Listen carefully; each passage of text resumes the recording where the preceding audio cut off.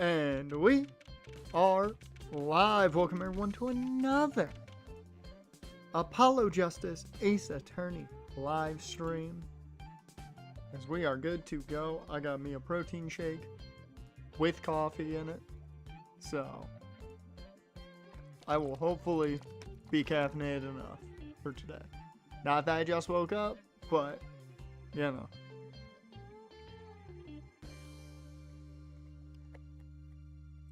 Your boy was playing some Digimon last night and spent way too long grinding. Trying to get the Digimon I wanted, so, you know. I need extra caffeine now.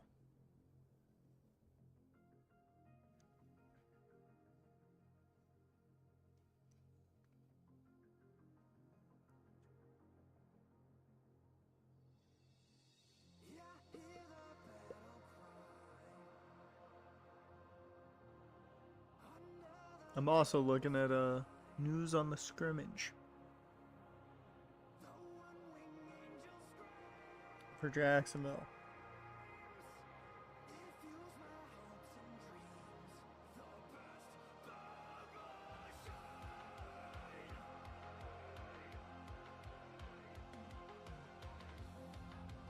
Seth Hennigan had a good day. It's good. Alright. I'm all caught up. I'm good to go. Last time we were here, though, we were in the middle of the case. Middle of the trial. And, yeah, we got directly into the kind of midsection of the trial.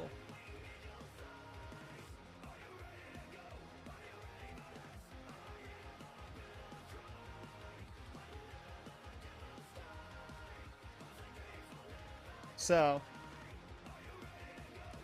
that's the last time we left off, was right dead center in the middle of this trial. That's the most that I really remember. Jaren, welcome to the stream. How's your Thursday been so far? Need more of the protein shake.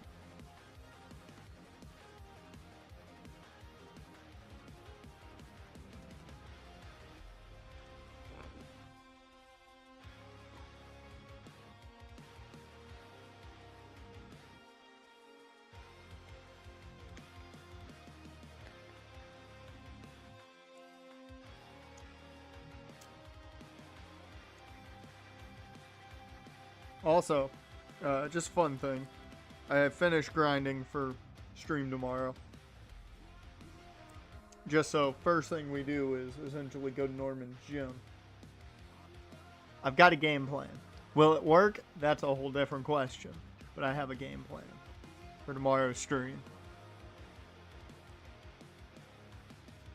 Alright. I'm gonna mute the music. As much as we all love Kenny's theme. Battle Cry is great. But we need to get to the game.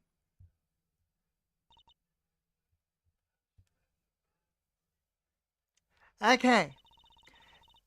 So where exactly does this leave us, Apollo? Well, the Drew Measham who was killed wasn't Drew Measham the forger, basically. Huh? Well then, who was he? Well, he was actually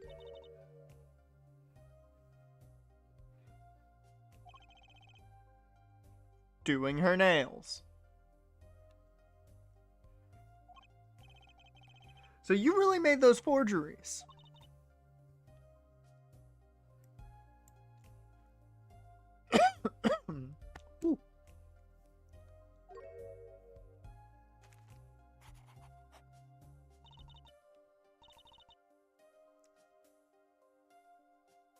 Oh, kind of big news. Oh, what's the big news, Jaren? What's the big news? You got a work interview Monday? Congratulations. Congratulations!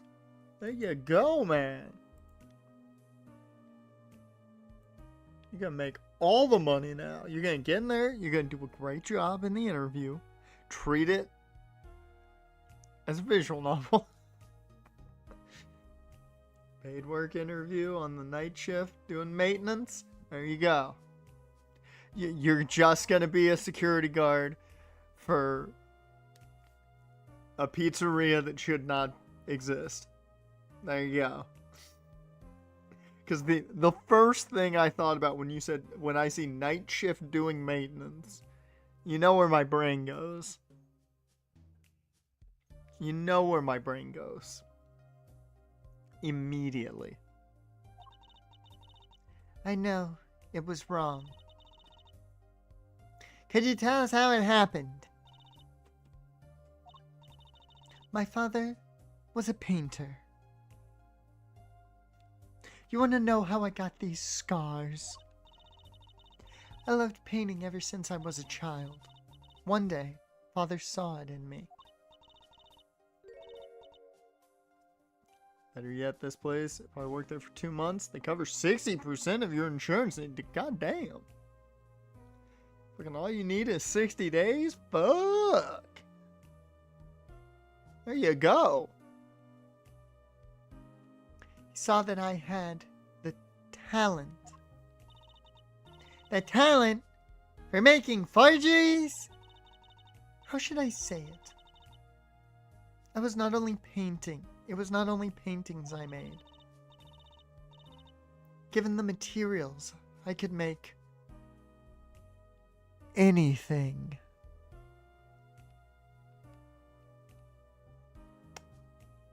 She's got powers. Shift, you work from 9 p.m. to 5 a.m. Get a 30-minute lunch break and a 2-hour nap break. Well, that's not bad at all. Specifically that 2-hour nap break. That's the nice part. I just like the idea that you're gonna be I'm not even gonna say if, when you get the job, because let's be real, you're gonna get this job. When you get the job, it's gonna be on a Friday. I'm gonna start stream, and you're just gonna pop in the middle of it, being like, "Yo, I'm working."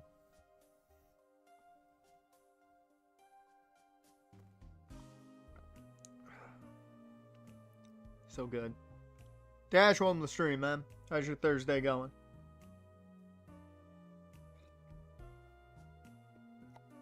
You can use that nap break. You can read on the nap break.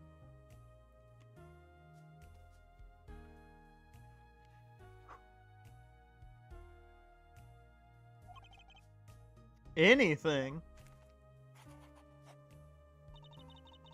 Father was so proud, and I so happy. But, in the end, it didn't even matter. Forgeries. I've never had a good constitution, nor personality. Relatable, right? Am I right, boys? We related that last one. Am I right? I know very little of the world outside my door. So you're most people nowadays, because they just sit on their computer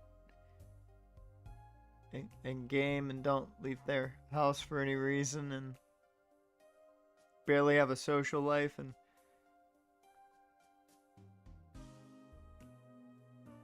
alright, let's keep going. It is not time to look inward. Now, because of me, Father is... Do you know about this red envelope? I remember that envelope. It was some time ago. So you were already, you were already creating your works back then. I started when I was only 12 years old. Let's math this out. 7 years ago, she was doing this. 7 years ago. So the one who figured out the stamp was poisoned, that was... Mr. Justice, it's time. To the courtroom, please. Right? Out of time. Wait, Vera, just one more thing, please. Those 3 paintings in the studio. I painted those as part of my work.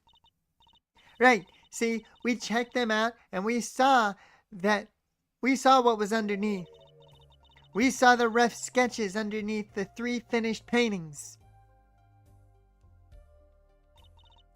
I see. What kind of psychic powers you got, Vera? Mr. Justice. Yes? You rang? Father, he knew of you. Of both of you. Your late father? He was watching, gathering information. All about the Wright & Co. law offices. But lately we're not doing just law. Yes, you do tricks, gags to amuse, and play piano. Well, they're not really gags. Yet when Father heard you had resumed the legal business, how pleased he was. Who is Mr. Measham? How am I supposed to know? What if he was Daddy's daddy? Judging from the relative ages involved, I'd say it's highly unlikely. Also, that would make Vera Pheonix's sister, and that would be weird. Because he would have brought this case to our attention, which would mean he is in charge of this and is a puppeteer, and that just makes Pheonix look bad. Can't be having that. Things are already confusing enough with all these daddies running around.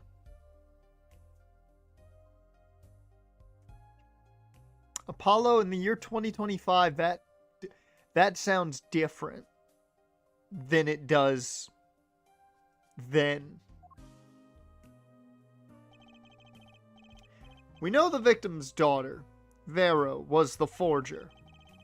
What does this mean for the case? Guess we're about to find out. We about to find out.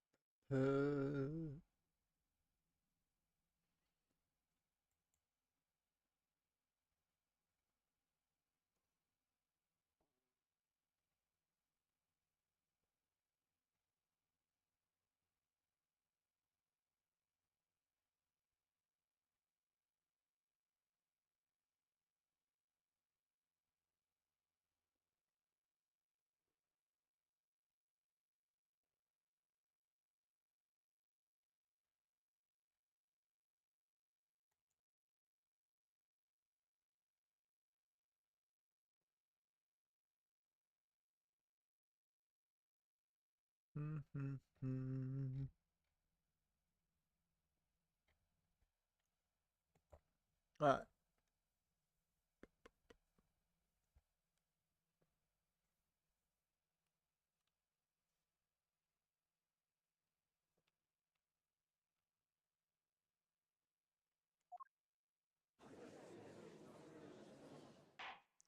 Alright. Back to the court. Let me shake off the dust of the vocal cords, given it's been a couple weeks now. Court is now back in session. Mary seems pretty tense. She's practically chewing her fingernails clean off. And she just did them during the break. That seems counterproductive. Perhaps you could begin by telling us how it all worked. How did you set up this true Misham Forger persona? Persona? Wait a minute. Are you telling me that Vera is Joker?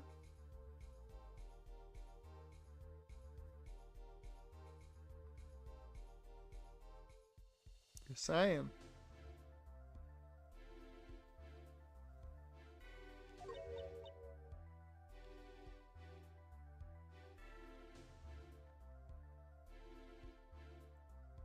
Move chat over.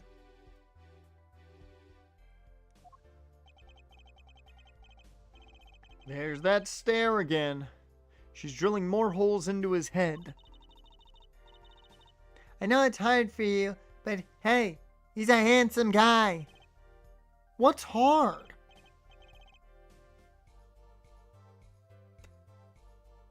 I don't think I'm supposed to take that as I'm taking it, but okay. Very well, miss. If you would. Did you really make these detestable forgeries? She really didn't like the word detestable being in there. Perhaps you'd rather answer my question. Were you the one who painted that painting? A remarkably similar one. Yes. I painted it. Yes. Father praised me quite highly for it. So, she was the one who made the forgeries. Yet she did not wish to reveal the truth of her operation. So the victim was a stand-in, a decoy. To the world at large, he was the forger, not her.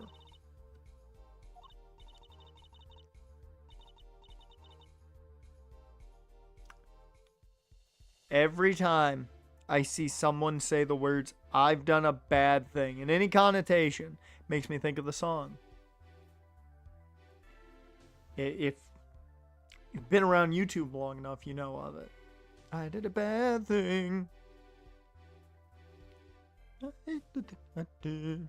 Oh, what I did. I did a bad thing. I've done a bad thing. I have, haven't I? Regardless, we need a little more information. About, for instance, this. The envelope.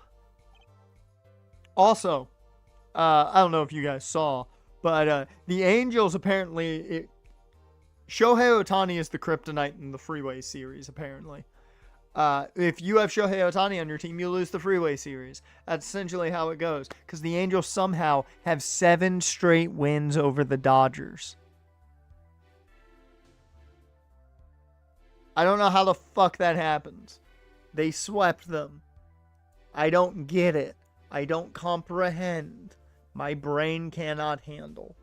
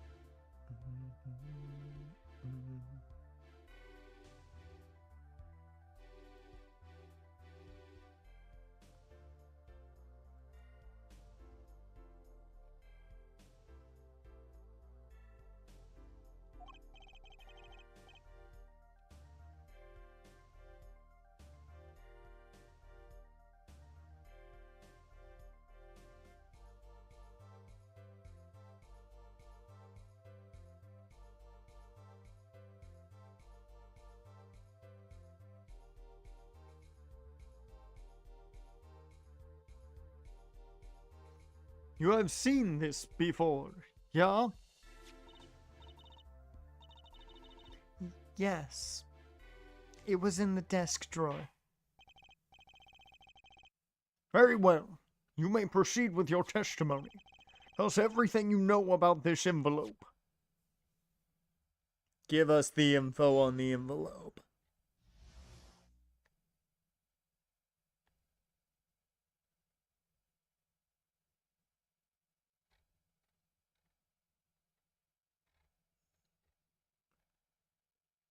Oh, also, Jaren, if you're watching the O's game, let me know if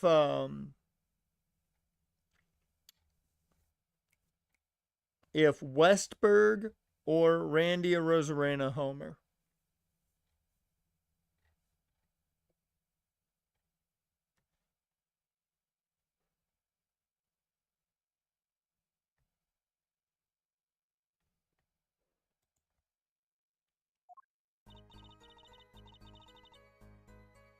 I created things and Father sold them.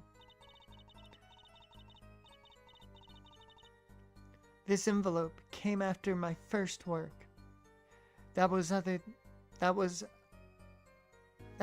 than a painting. There we go. My brain couldn't handle that. I thought it was another, and they mistranslated. Father handled the deal. All of it. He handled the art of the deal? Her father's Donald Trump. I received the stamp that was in that envelope. It was after that job that we moved to the current studio. Okay. Okay. DJ apparently drove 49ers defense tackle Alfred Collins 15 yards upfield during an 8-yard Genty run. That's good to know. Is JPJ playing guard or center?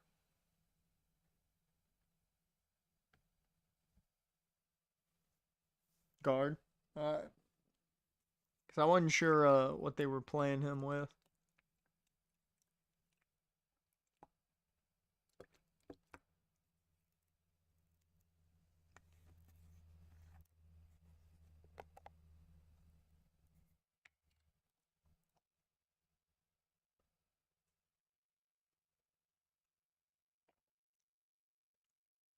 There certainly was much of a great interest in your testimony.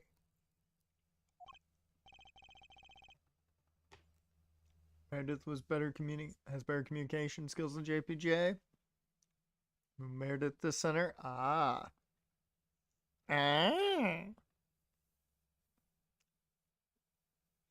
Not that the witness realizes it. Very well. Please begin the cross-examination. Right. I need more information about this forger. This Drew Measham.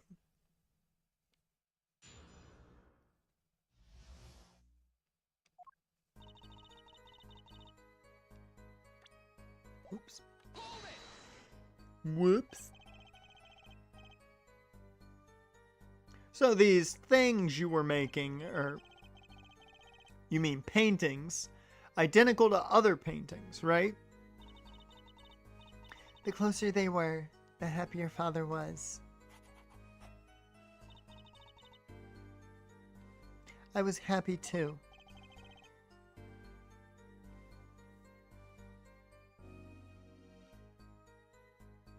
Okay.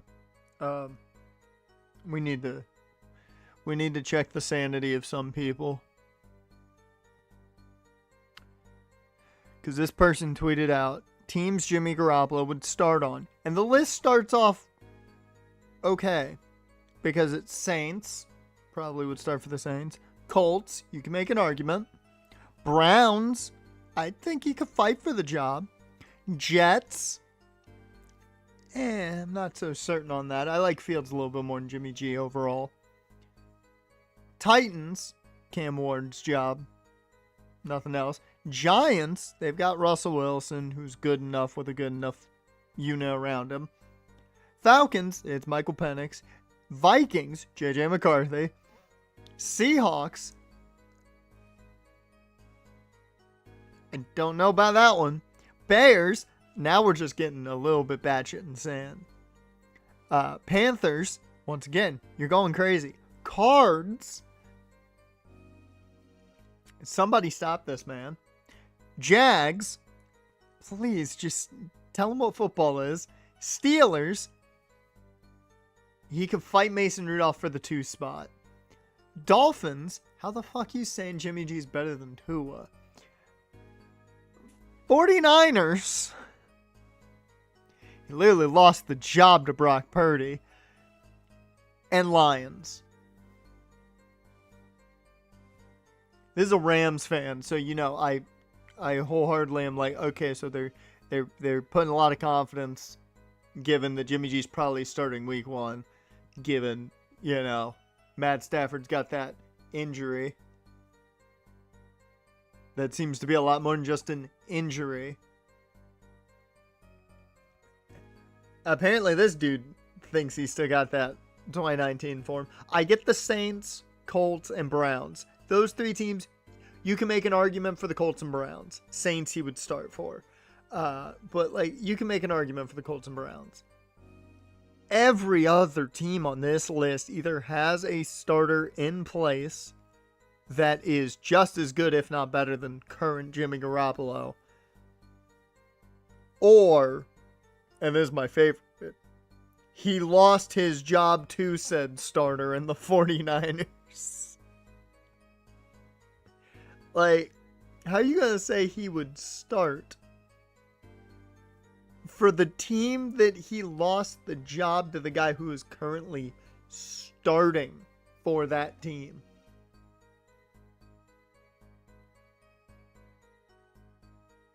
Yeah, there's only like 4.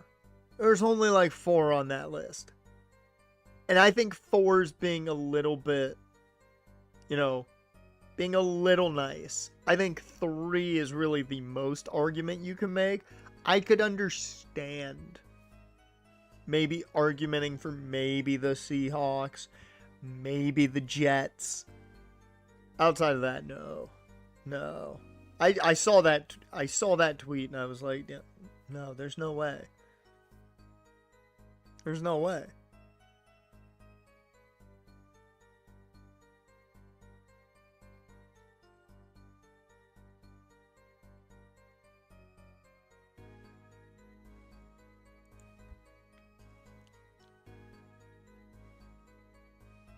Alright.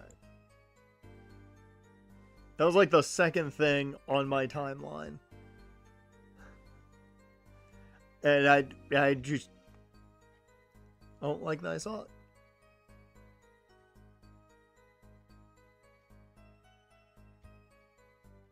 It's like I see a lot of that, and then some panty and stocking tweets for a reason. Which the new season, from the little bit I've watched, pretty good. Saints, Browns, Colts, 100% understand. You can argue Falcons and Spanx has very little experience. When he did play, it wasn't great. Okay. I just don't think you're going to start anybody over Penix because you got to give him those reps. Because that's the one thing. Young quarterbacks need the reps. So. Still, you're quite young now. When did you begin this work? My first painting sold when I was 12. Your Honor, she had no idea what she was doing was illegal. Easy there, little attorney.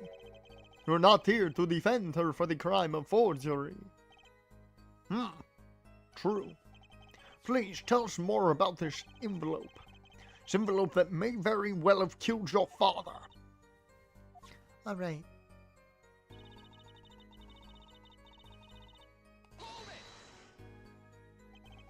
By other than a painting, you mean?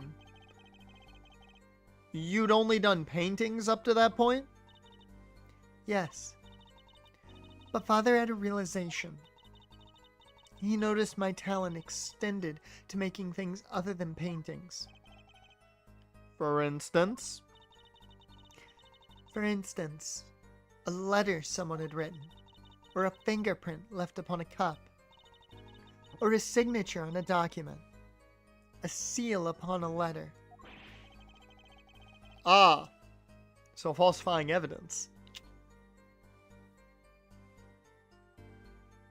Raheem Morris has talked up Cousins more than Penix? Dear Lord.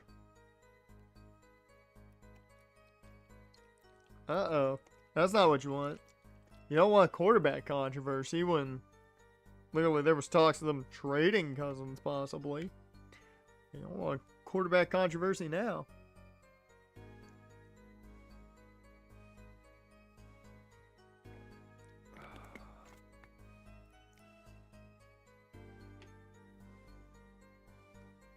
None of this makes her sound very innocent at all.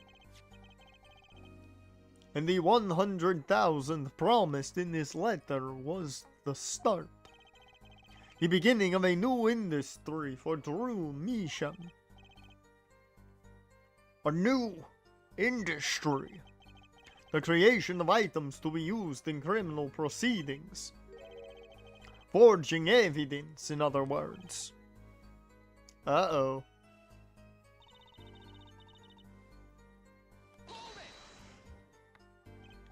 There's also, I gotta bring up, yep, there it is. I gotta bring up the walkthrough just in case I need it.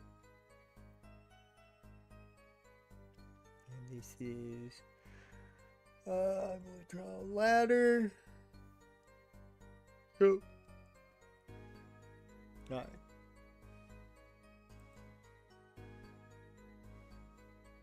So you didn't know how the things you were making were being used? I enjoy painting very much. I think I understand. The Fraulein has lived in an unusual little world. And looked very much improved from last year. Thanks to recovering from the Achilles injury he had his last year in Minnesota, so looks like Pheonix, if he does start week 1, doesn't have a long leash. Ooh. That's not good for a guy that's already 25.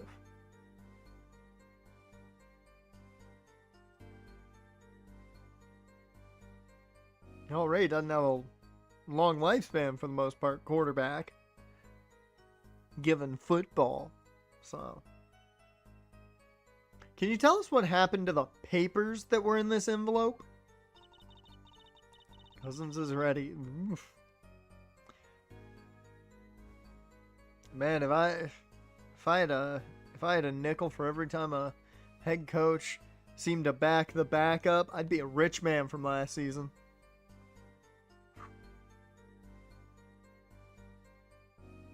Father signed them and sent them back, I believe. Did he follow the instructions? Send in the enclosed envelope with the enclosed stamp. This is a rather important matter.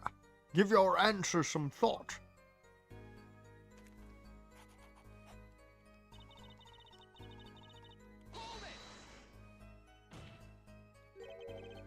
What do you mean you received it?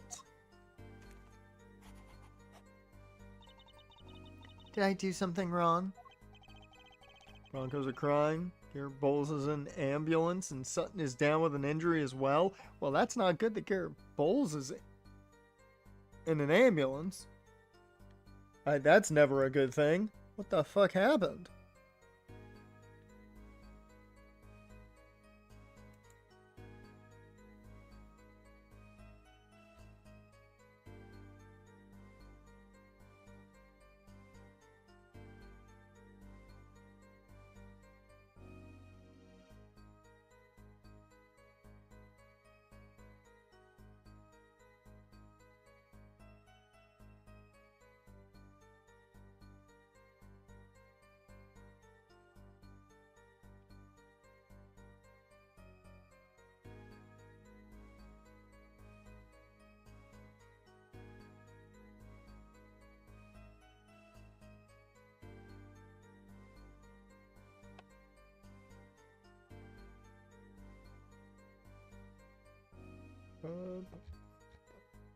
Where is what I wanted? No. He's just apparently in a lot of pain. Let's see if we can find this out real quick.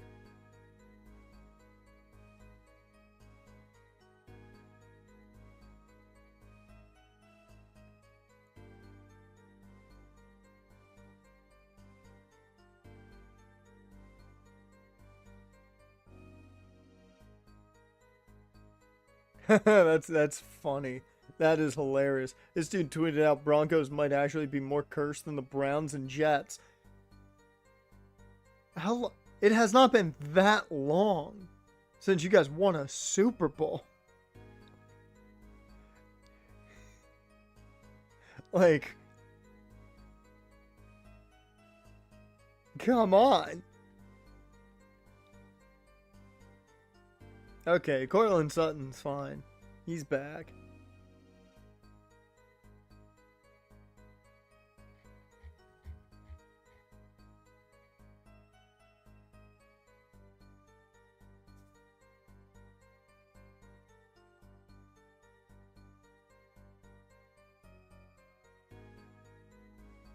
Ooh, could be heart related, Vic Lombardi says. So. Yeah, nobody's more cursed than the Browns. The jersey is a key enough for that.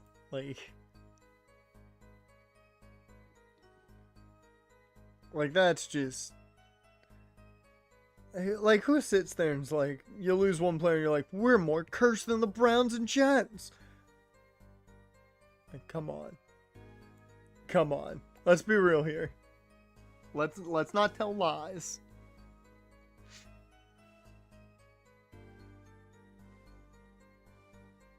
You didn't use that stamp because it was dangerous, correct? Deadly poison on the back. That drug. A moment there, Frau, or a moment there, forehead. You can't force an answer upon me weakness. Now then, perhaps you would tell me, Fraulein Vera, why did you receive this stamp? Playoff year. They traded that quarterback for Deshaun Watson. It's QB they've had in 20 years, traded for a sex offender. Exactly. And how has that gone for him? How's that gone for him? Where's that guy at now? Oh yeah, with a playoff caliber team in Tampa.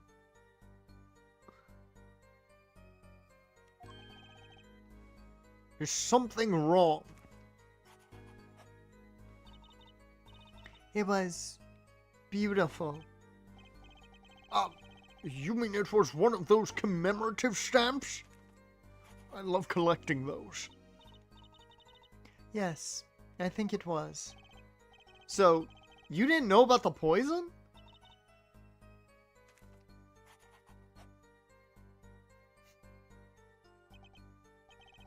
I guess not. Off of a 4,500 yard and 41 passing touchdown season. Yep. With a great offense. It's now being put up to use in Jacksonville. So the threat failed by chance. By mistake. Thanks to this commemorative stamp. Quite the close call.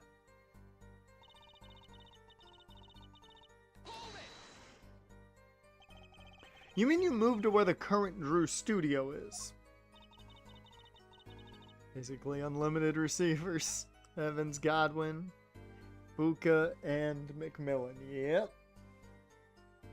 And we know one of them ain't gonna retire no time soon. Because he somehow is just gonna have a 1,000 yard season till he retires.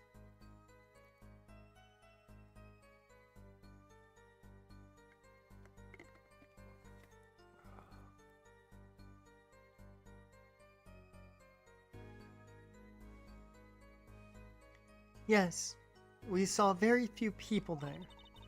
I began drawing picture books. This single job had tied them to the criminal underworld. I think Mr. Measham wished to reduce their visibility in the world at large. When we had to meet someone for some reason, Father posed as the creator of the work.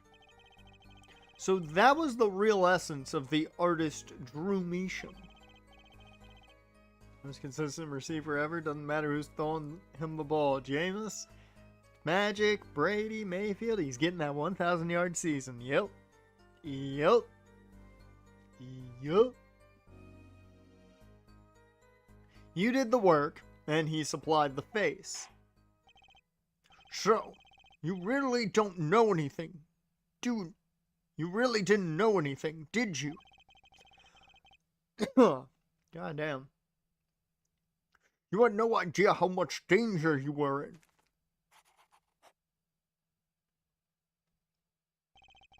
Apparently not. About this commemorative stamp. 1,000-yard season with Mike Glennon and Josh McCown. Rookie year, yep. Yep, good old Mike Glennon, who got paid way more than he should have with the fucking Bears. God, I have a bug bite, like, right under my rib, and I hate it. Oh, I hate it. It is in a terrible spot. And it itches like crazy. Could you tell us more about it?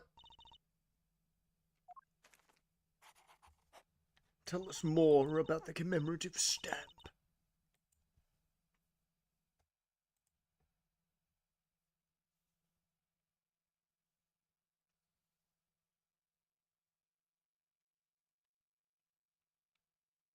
It was very pretty, and more than that. Yes? It was a picture of people I liked at the time. That is something new.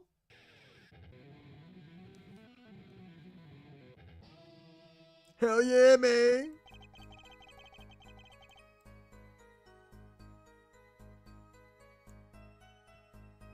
Apparently, we've got some cross-examination yet ahead of us. If you would be so kind as to continue your testimony, Fraulein.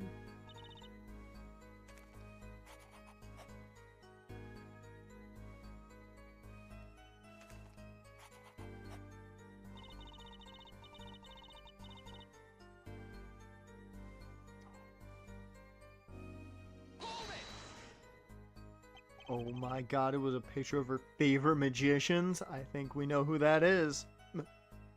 Magicians? I love mysterious things. I always have. Yeah, Apollo, you need to wife that up. Come on. Even though she fainted when she saw Mr. Hat. You're confusing mysterious with freaky. Father took me when I was very young. It was a great magic show. I loved it so much. See? See? Isn't magic great? Fine, great, yeah, sure. No need to get all excited. But the magic troupe we saw disbanded soon after. I was quite sad. She just say what I think she said? Magic troupe? Now where have I heard that before? The red envelope came after she completed her first job. That makes it a letter from her client, whoever wanted a forgery made. Apollo! We're close. We just have to piece together the parts. A deadly weapon in a red envelope. And the path it took to take Drew Measham's life.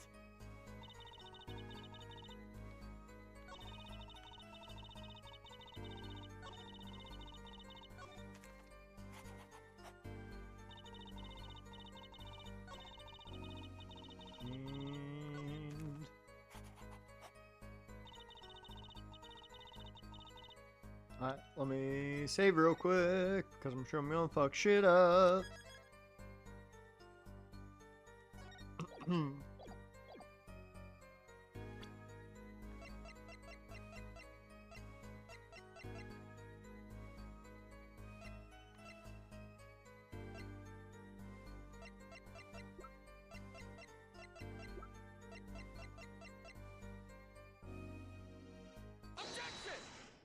Okay.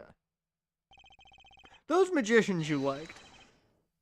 Was it this bunch?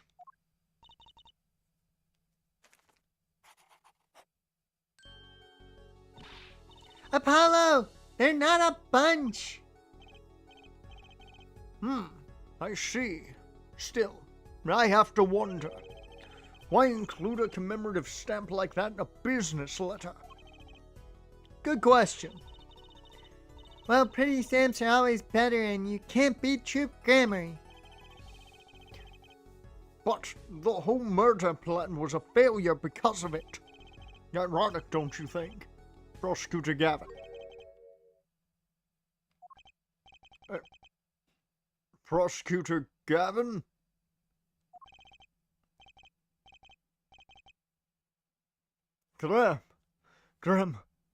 Grammary! What's with Gavin? Might I ask just one question of this witness? In your testimony just now, you stated this was your first work that was other than a painting. Please tell me, what exactly did you make? Can I ask why? No, the answer the question, now!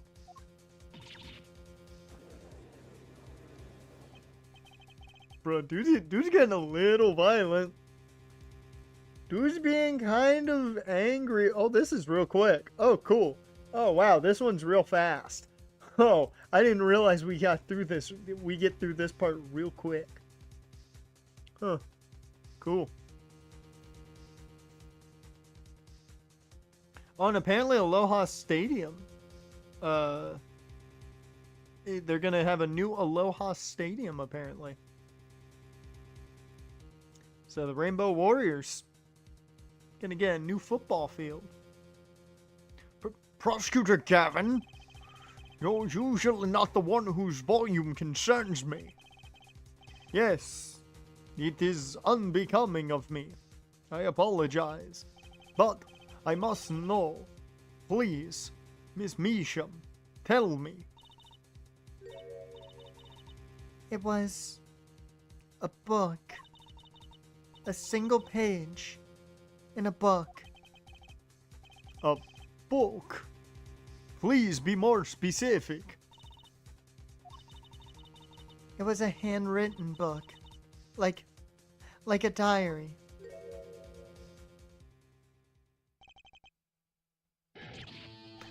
No, I don't. No! What the fuck?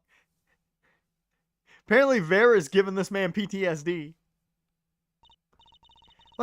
What's wrong with Prosecutor Gavin?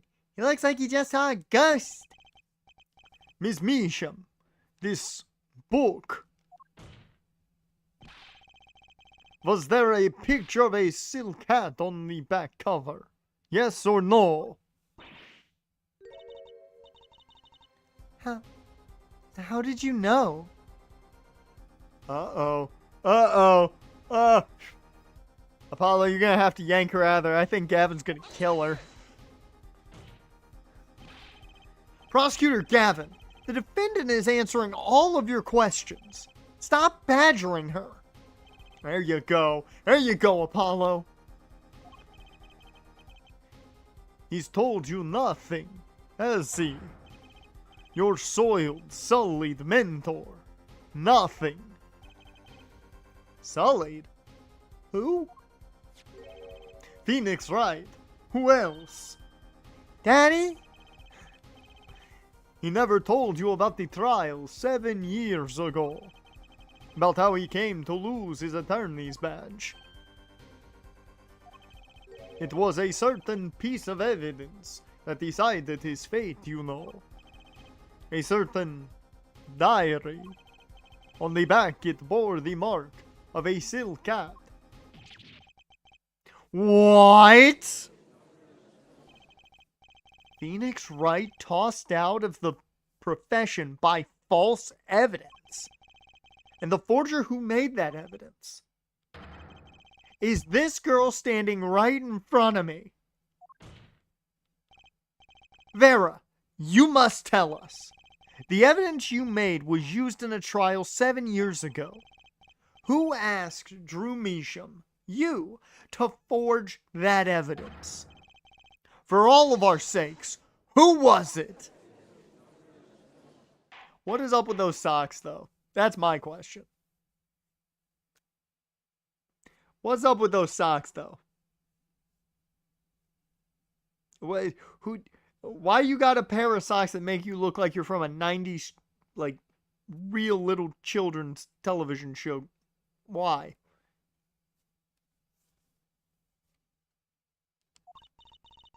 We only met once. You met the client? Well, who was it? It was.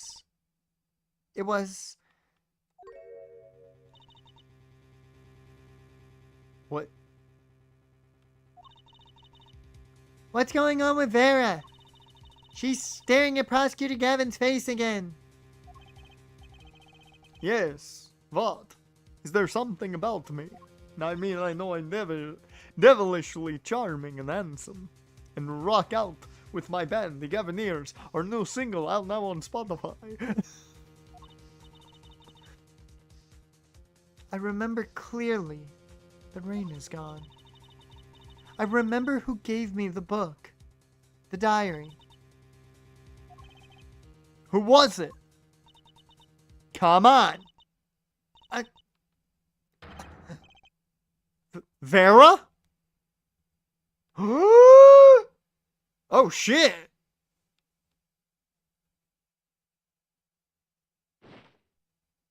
The devil. The devil. Bro. Defendant, Vera Measham. Unconscious. Acute drug poisoning. This ends the recording of the trial for the murder of Drew Measham. Vera Measham was, during the trial, poisoned by an unknown assailant. The dosage was just under the lethal amount, sparing the defendant's life.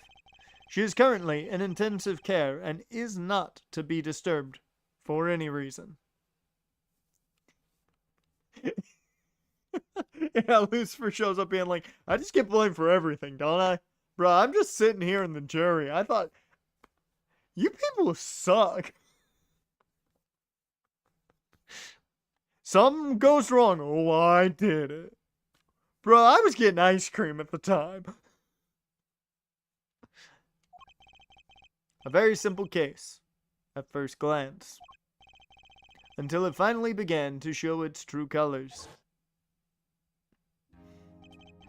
The long road to the truth takes us to the record of another trial. In some ways, that was the starting point of it all.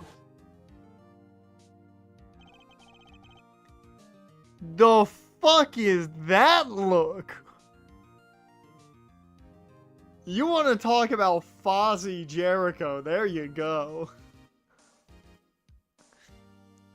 And that is where we must go. Dude, look at Trucy as an even smaller child. To find the whole truth, and nothing but the truth. So help you God.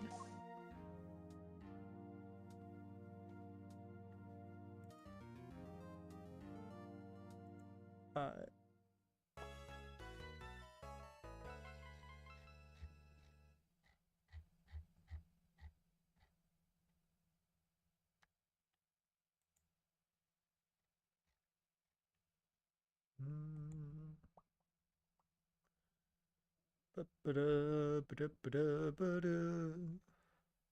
I'm just seeing.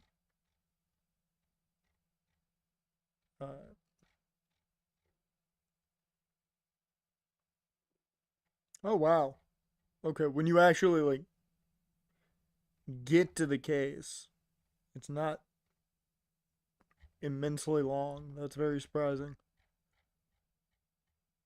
Okay.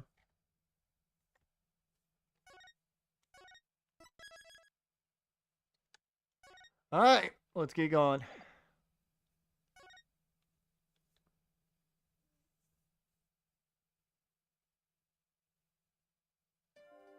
Showdown time.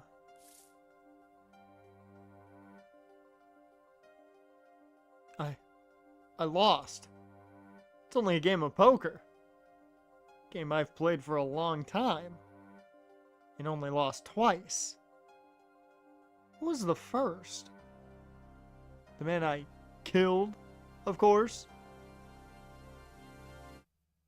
Well, it seems I found the partner I've been looking for all along. Over a game of cards? Why, yes. Over a game of cards.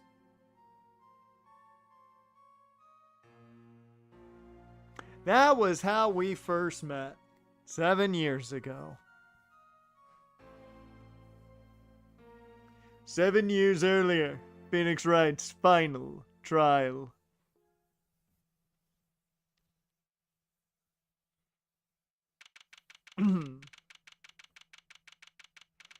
April 19th, 9:27 a.m. District Court, Defendant Lobby number 2. Whew!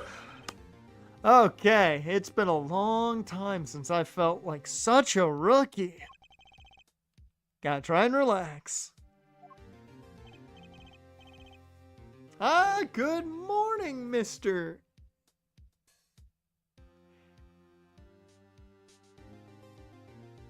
Enigrammer? Or Enigrammer? Right?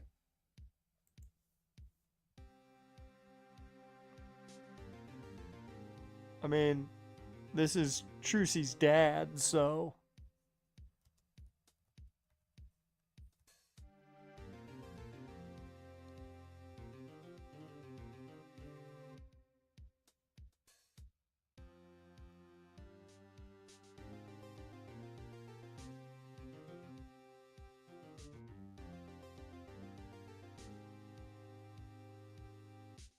Enigma. The amount of times I've seen Enigma spelled out, and my brain never put that together.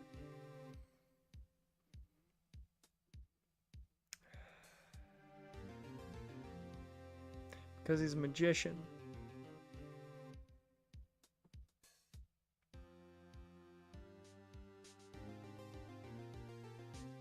Also,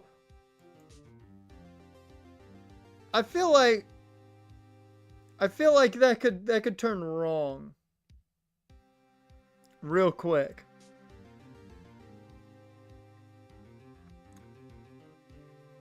I'm just gonna call you Enigma. That way I don't ever have to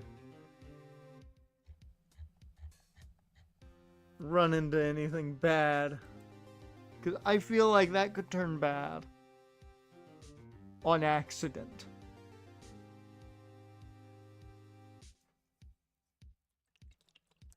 Because one slip of the tongue on accident, and with the amount of times I try to talk fast and my words get slipped up.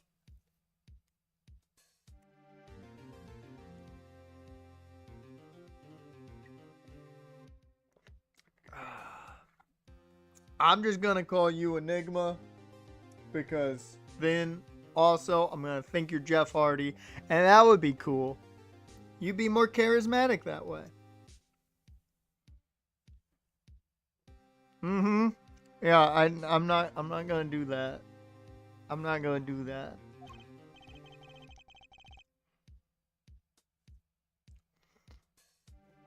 Now the only question is, what voice do I give you? Because you look like you'd beat the shit out of most people.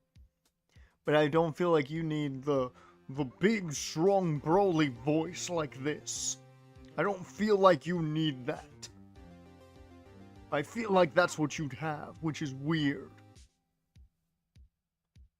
I don't know, that's just what I'm going with. That's what I'm getting off of you. I'm sorry to have sprung this on you so suddenly. I received the files from your previous attorney only yesterday. Honestly, I'm not entirely sure I'm prepared. I understand. I'm asking the impossible of you. Yes, well, you haven't really told me what happened yet. All we did was play cards. And that was enough. Actually, it wasn't. Trust me. Oh shit, it's Trucy! Morning, Daddy. Oh man, we get to go back to the Pearl voice for this.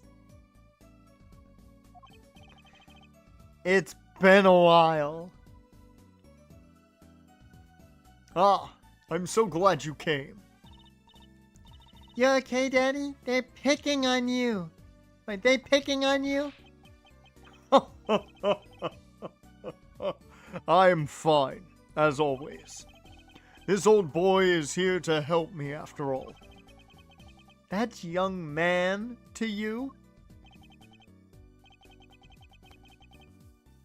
Good morning. That's a cute outfit you have on. Thanks. My first show's today, after all. Oh, I'm sure it is. What the heck is she talking about? Oh boy. Huh? Me? Look what he started. Here. It seems fate's clock will make me wait a little longer. At least, only less than 10 swift minutes remain. To all those who have supported me in my life's work, I give thanks. Farewell. Magnifique. Gramarye. What's this? I don't know. I just got it over there in the hall. They told me to give it to the old boy in the blue suit with the spiky hair. They said it was really important. What's this? A memo for you or some such? Not from the looks of it. What is this? Looks like a page from someone's diary. I'll give it a read later. We have a picture? Well, I'll tell you how I feel about it after I look at things. Oh, that must be Magnifique Gramarye. Why the hell does this man have a bullet hole in his head? There's a gun on the table. That probably explains everything. Along with a syringe. A pouch for, more than likely, medicines. Also, his IV has been taken out. There's like 95 things that could have killed this man right now. I'm seeing a syringe, which could have, poisoned him of some sort. You have his IV taken out. That automatically could have killed him. You have a gun and a gunshot wound to the head, it looks like. That seems blatantly the cause of death. Also, you have a clown with a gunshot through its head. What the hell?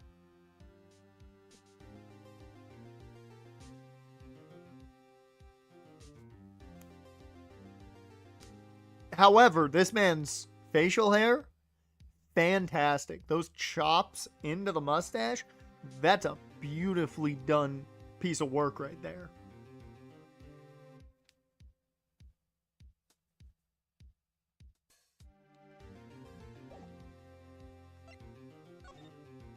Okay, victim's name, Magnifique Gramarye, age 67, male.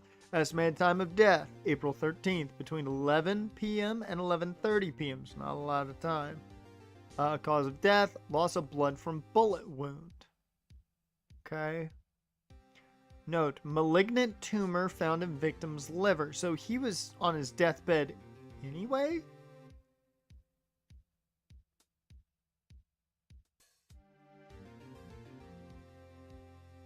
Okay. Huh.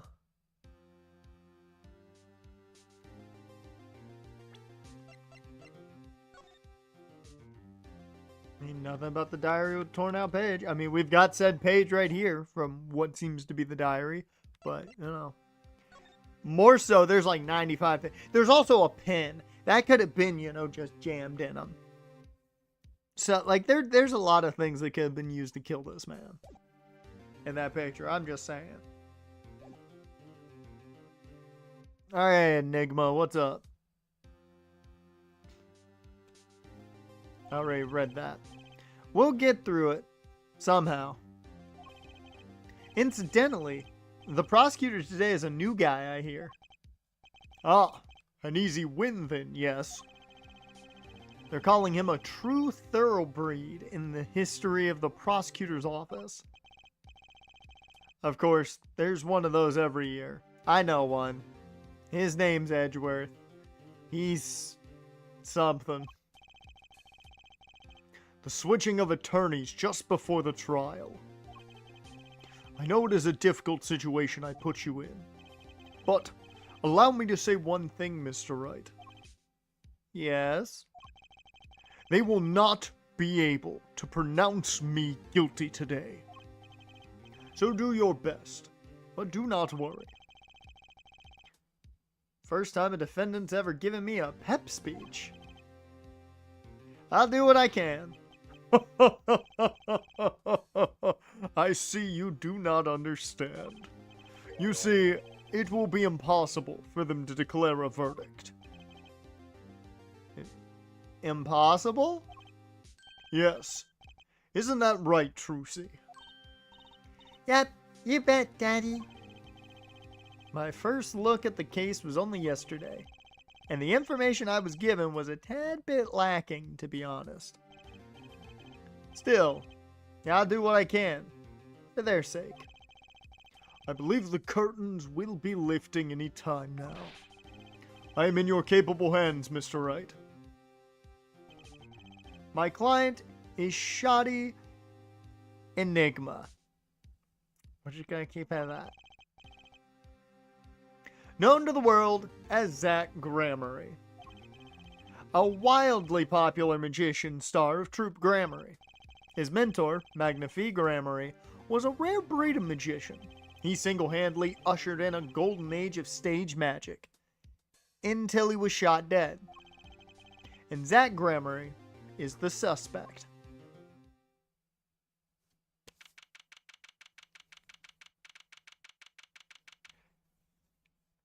Don't tell me how to say it. I know it's shady, but I pronounce it shoddy because that's what Yu-Gi-Oh taught me. Yu-Gi-Oh taught me to pronounce it shoddy. So blame Yu-Gi-Oh! And I will always pronounce it shoddy because that's the way they did it in Yu-Gi-Oh! You cannot make me do it otherwise. I know it's wrong, but that's how I'm pronouncing it.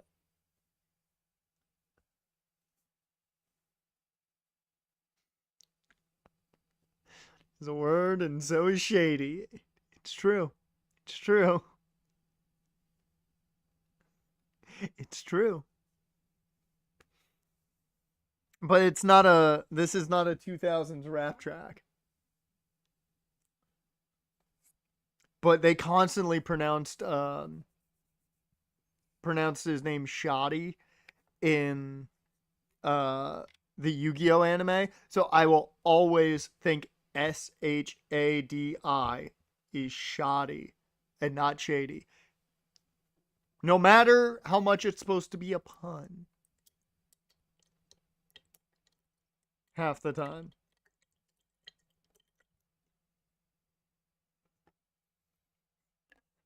Even though as a kid I pronounced it shady, but they pronounced it differently in the show, so I pronounced it how the show pronounced it. Because the show can't be wrong, right? The dub by 4Kids can't be wrong, right? Little did I know.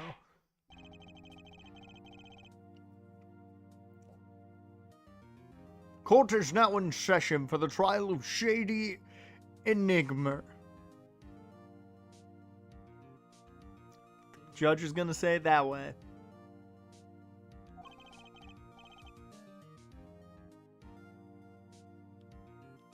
The defense is ready, Your Honor. Never say my client's name again.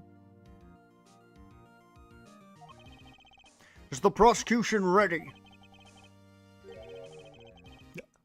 Okay, here's the question. He's new at this point. Does his voice change? Because the whole thing, we've made the joke of, like, he's eccentric by the point he gets to Apollo. Is his voice different since he's new?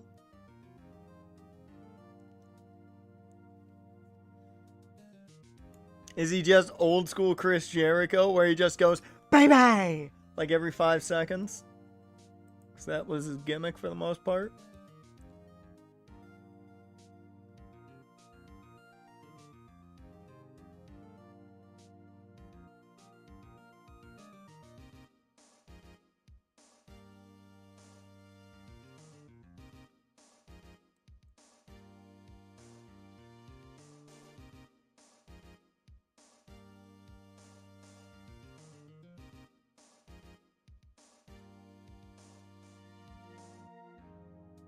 Because I don't know what to do here.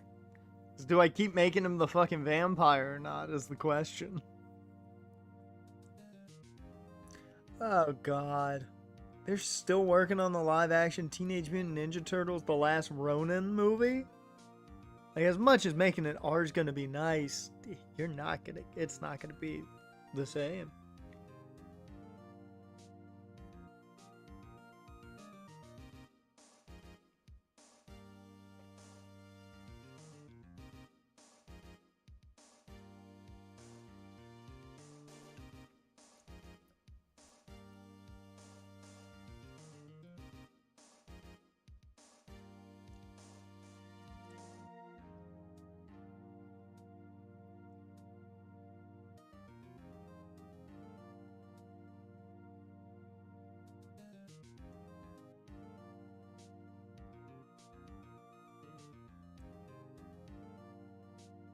Megadeth announced their...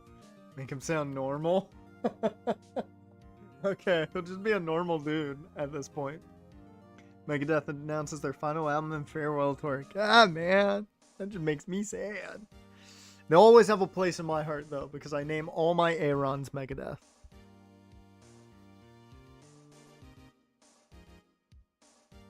And Symphony of Destruction and Hangar 18 will always be bangers. Oh, they're always gonna be bangers. Okay, he's just gonna be normal. So this is before he tried to become something, so let's go.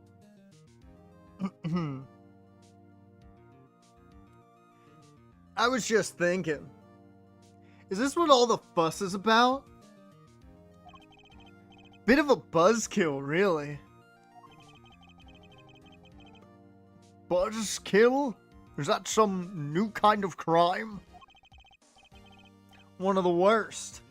This is a trial, yeah?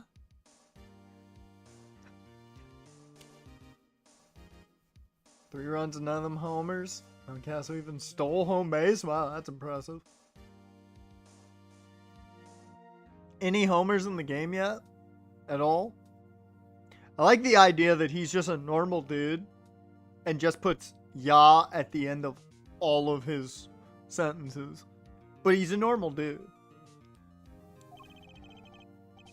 Where are the sweaty palms? The pounding hearts? A Gavineers concert got 10 times the thrills this gig's got. Who were you again?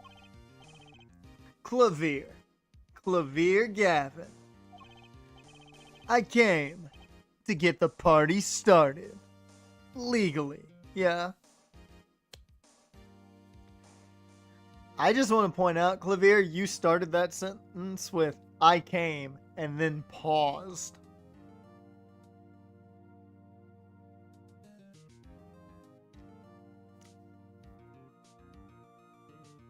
I just wanted to point that out. Gavin. Defense Attorney Christoph Gavins? Ah, figures my bro's more famous in this part of town. Clavier Gavin? lead singer for the mega hit band The Gavineers. You're out of your league, rock boy. I know what you're thinking. You're out of your league, rock boy. True. My debut single, 13 Years, Hard Time for Love, went platinum overnight. But that's just a hobby to me compared to this, yeah? Talkative, aren't you? I like your affected Euro rock accent, by the way. Oh, so he does have a Euro accent. That's I love the idea that the dude's just legitimately trying to sound foreign. I'm just getting warmed up, Air Attorney, right?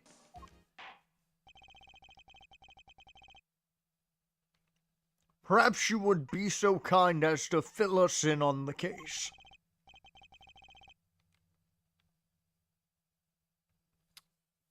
I need to know how to pronounce that properly.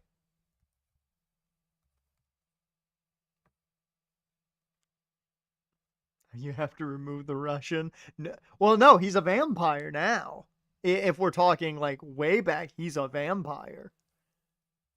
Now that when Apollo shows up, he's already a vampire at that point. And I don't think there's anything more legitimate than him being a vampire now. No, it is German. Achtung. Put the phlegm in that. Achtung. Yeah, phlegm that shit. If you don't phlegm that, it ain't coming out right. Yeah, put the phlegm in that. Achtung. German words, man. Weird. Put your sinuses into it, yeah. Yep. Alright, let's see. I am going to give him the Jericho baby, just because it's fun. Achtung, baby! Time to call in the opening act. What was his name again? Ah, yes. Detective Gumshoe. Hit it! Yeah, this dude was probably really annoying in his debut days, in his early days here. And then he had his world tours, and he became a fucking vampire. And the rumors were that he drank blood to keep himself looking young. That's totally what happened.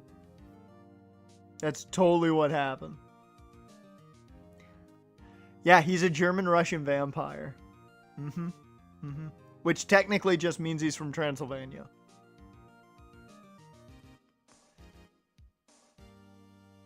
And you are?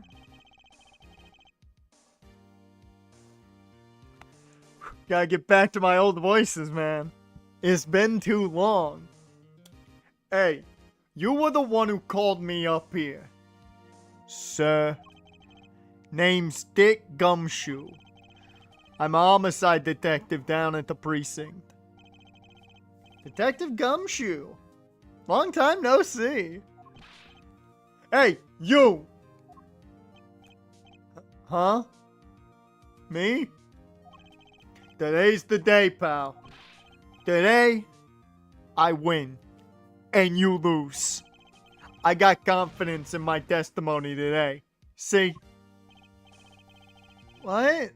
You normally lack confidence in your testimony. Herr Detective, this is my stage. Can the antics. Huh? All this hey Ewing and such. And I could care less about your history together. Very well, Detective Gumshoe.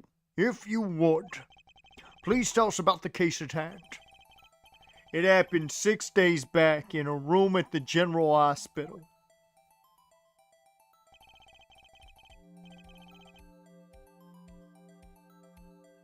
A few months after Rise from the Ashes? What is that? Is that the last case of the original trilogy?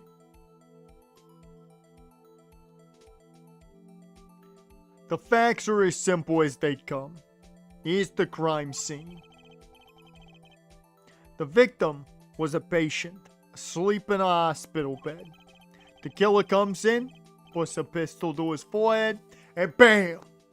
Lights out. Them's the facts. Not so long ago, the victim, Magnifi Grammary, was a famous man. You know, fun fact, did you know we went to high school together? Yeah, he was a fucking scamp back then, I remember. I was a senior, him a freshman. Yep. Weird kid. Got bullied a lot. I think I threw him in like 3 lockers that year. But he had the entire country under his magical spell, as it were. Ah, yes. The great magician. He retired years ago, though. Say the name Magnifi to one of my generation, and you'd be lucky to get a blank stare. That's like saying Nikolai Volkov to any wrestling fan of this generation. They're going to give you a blank stare, probably. Hell, I'd argue Iron Sheik would give you a blank stare. Sergeant Slaughter would probably give you a blank stare. Hell, Buff Bagwell probably gives you a blank stare. Yeah. Only know Vladimir Kozlov. But he loved WWE. Or as he put it, double E.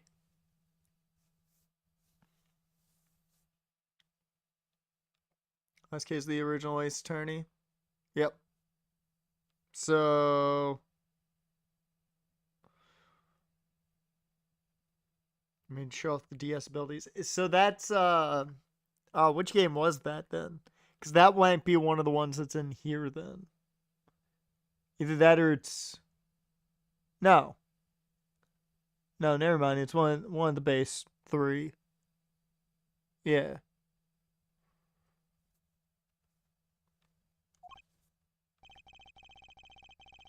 Because I'm trying to remember the base 3 games that are on the original trilogy. And I think Trials and Tribulations I know was on the DS. I don't remember what the other game was. Yes, though I'm sure the youngsters today know his disciples even better. I dare say True Grammary has made quite a name for themselves. Anyhow, the retired Magnifi's been in the hospital for the last year. It was the first game? I don't remember this being... Was that... No. Because the big case was the last in the 3rd game of the original trilogy. What's the original trilogy? Now I forget.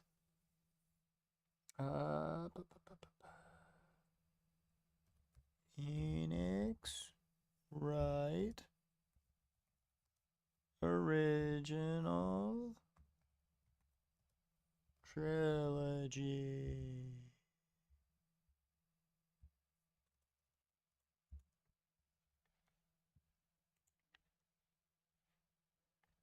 What 3 was it? It's Ace Attorney, Justice for All, and Trials and Tribulations. Yeah, Trials and Tribulations was the last one. Okay. I don't know why I forgot entirely about Justice for All, but I forgot entirely about Justice for All.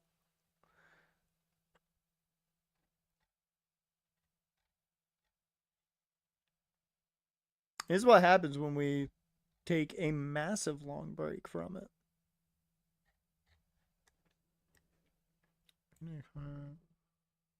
Trilogy.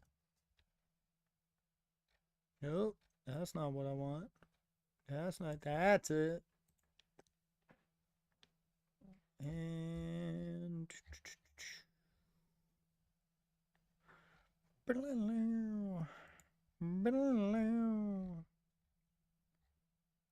I didn't realize the first one was on DS.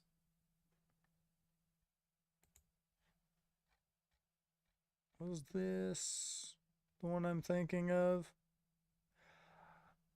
Oh, that was that one. Yeah, no, I was thinking of an entirely different case.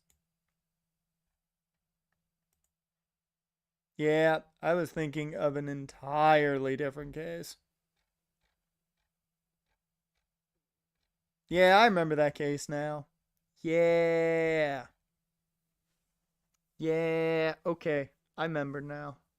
I remember.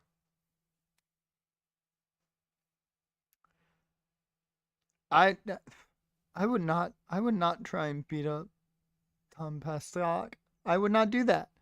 He was great. He had a great theme until they took it away from him. And that made a large chunk of his character. I'm not going to lie. But the End of Days is the best finish in a long time. That finish is great. And also the Deep Six is great. Don't you make me try and fight him, Atasek. How dare you? Also, the Skyscrapers is a good tag team. Welcome to the stream, man. How's your Thursday going? Uh,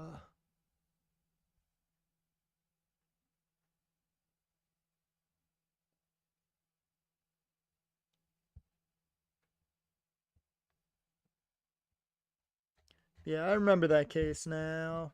I had to see the people involved in the case to remember it. Because when I think about that trilogy, my brain immediately goes to me mispronouncing Dahlia the entire time. That's literally the only thing I think about when I think about the original trilogy.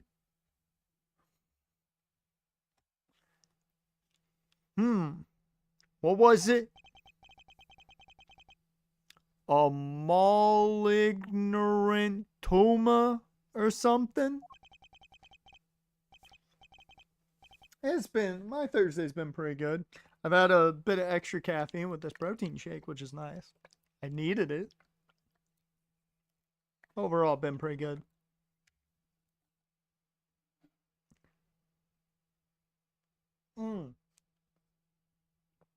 There's a video of MJF singing Hey There Delilah, and it's the funniest thing. It's the funniest thing because I was like, wait a minute. No, he's not going to hit us with some Hey There Delilah, is he? And yup. Yup. Yup. There's a bunch of people that quote tweeted his tweet of him being a two-time state tenor or something. Forget exactly what the tweet was. It was all his accolades. They quote tweeted it with the video of him singing Radioactive, Hey There Delilah, and then whatever the third song was, I don't remember. But yeah, he hits with some Hey There Delilah. I was like, oh shit, he knows. He knows of the nobodies. Doing something to his liver, I think. Yeah. A malignant tumor, perhaps. In other words, he had liver cancer. He had only 3 months left to live, in fact.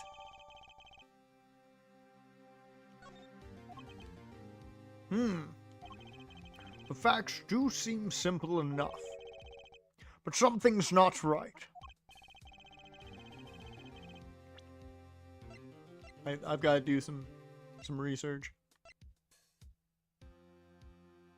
That's quite an image. That's quite a picture right there. Dude, Clavier's only 17 at this point. Yeah, no, he certainly turned into a vampire. By the time by the time Apollo's going against him, he's definitely a vampire. He's definitely a vampire. There's no way about it. There's no way about it that he's not a vampire at that point.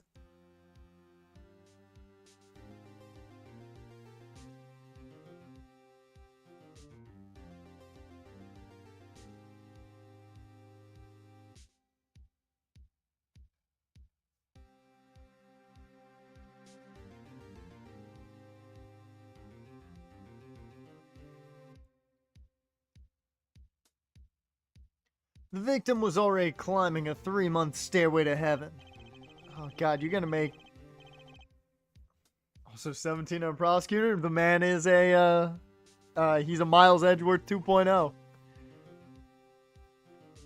Why not wait for him to knock, knock, knock on heaven's door? Why shoot him? I'm gonna make so many song puns and references that people aren't gonna get. Because in the year 2025, I guarantee nobody knows knock, knock, knocking on heaven's door. And some people probably don't even know Stairway. Which, if you don't know Stairway to Heaven, like, knocking on heaven's door, I'll give you some credit. I'll give you some leeway on that one. Because there's some people who may not know that one. And I'll give you a little leeway. If you don't know Stairway to Heaven,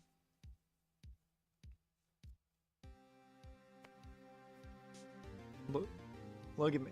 Look at me right here. You know what? I need to... this is legitimate. You know how serious it is? I'm on full screen. If you don't know Stairway, there's a problem. You need to learn Stairway. There we go. I had to have a conversation about that one.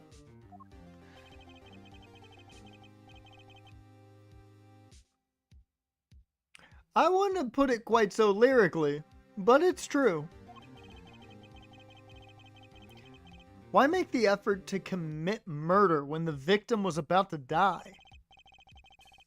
Incidentally, the victim had a serious case of diabetes. No, I'm sorry. Gumshoe wouldn't say diabetes. He would say diabetes. Diabetes? In fact, he was about to shoot up with insulin. God, you're such a... Yeah, oh my God, you are 17 saying shoot up. Oh. Jaren, if you tell me that you don't know Stairway to Heaven, I see that ellipses. Don't you dare tell me you don't know Stairway to Heaven. Don't you do it.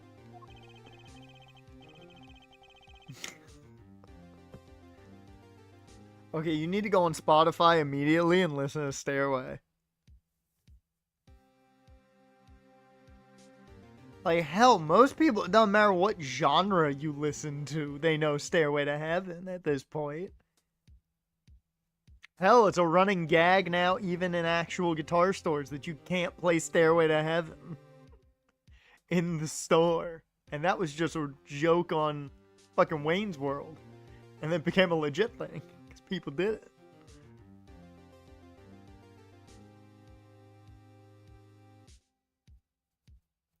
Ordered by the higher-ups at Capcom?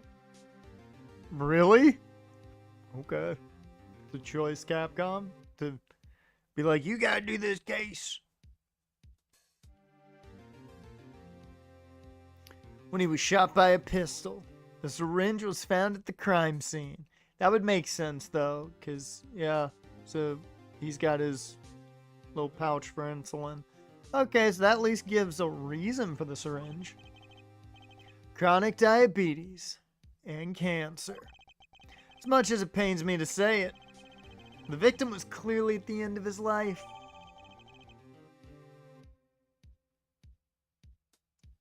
Okay, used for administering insulin shots, has been washed and shows no sign of use. Okay. Okay. I believe the question before us is clear then. Why did the killer have to shoot this dying man? What reason could he have had? Very well, Detective. Perhaps you can enlighten us as to the circumstances of the shooting. Yep. Yes, sir. Okay, let me give you the greatest testimony you ever heard. Okay. Actually, the victim kinda ordered the defendant to do him in. A few days before it happened, the victim sent a letter ordering his own murder. Yeah, you heard me right. I said he told him to do it. Crazy. The defendant did what was asked of him and shot the old man in the forehead. The bullet was fired from the pistol found at the scene, no doubt about it. And the pistol definitely belonged to the old man, sir. What? You're saying the victim ordered his own shooting? Those are the facts. I have here the letter in question. To my beloved Zach, or to my beloved student Zach. I couldn't read any of that in time. Very unusual indeed. Well, let me see how unusual it is. To my beloved student Zach, to you I entrust the task of lowering my life's curtain. Come on the 13th, 11:05 p.m. I will ready a gun with which you will shoot one shot square in the forehead. You cannot refuse, and we both know the reason why. Magnify Grammary.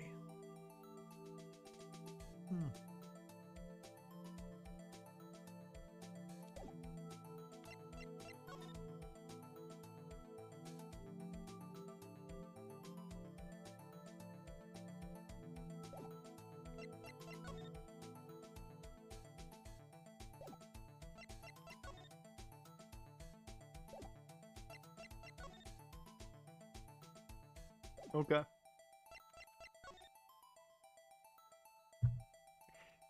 I was trying to see if I could tell any differences. I was looking at the lowercase f in Swift, and matching it to a lowercase f in the other one to see if I could tell a difference. It's pretty spot on. I give him credit. I give him credit. Although, could such a thing as a letter really cause one to pull a trigger?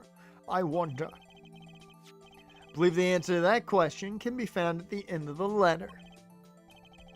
Ah, you cannot refuse, and we both know the reason why. Detective Gumshoe, can you explain this to the court? Unfortunately, even the defendant won't say a peep about that bit, sir. One thing bothers me about this. Why didn't he just say 11? Why have him come at 11:05 without some specific reason? The devil is in the details there, attorney. Well, was there some reason? As it turns out, there was. Every night for a half hour starting at 11, the victim, Magnify Grammary, was given an IV. An IV? There it is in the picture, off to the side of the bed. 11 a.m., or at 11 o'clock, a doctor would come to set up the IV. 30 minutes later, it would come back for the empty bag. This happened every night, without fail. So that was the only time they could meet without the chance of an untimely interruption. During his IV. Very well. Shall we begin? Mr. Wright, your cross-examination if you would.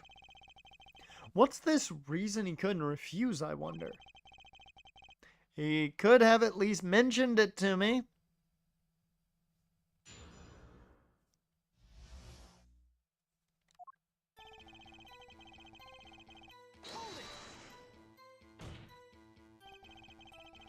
Just because he got the letter doesn't mean he went through with it.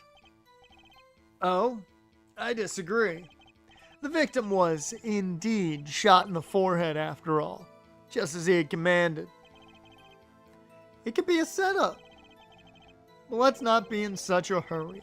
Maybe we should let the witness talk for a change. Thanks, pal.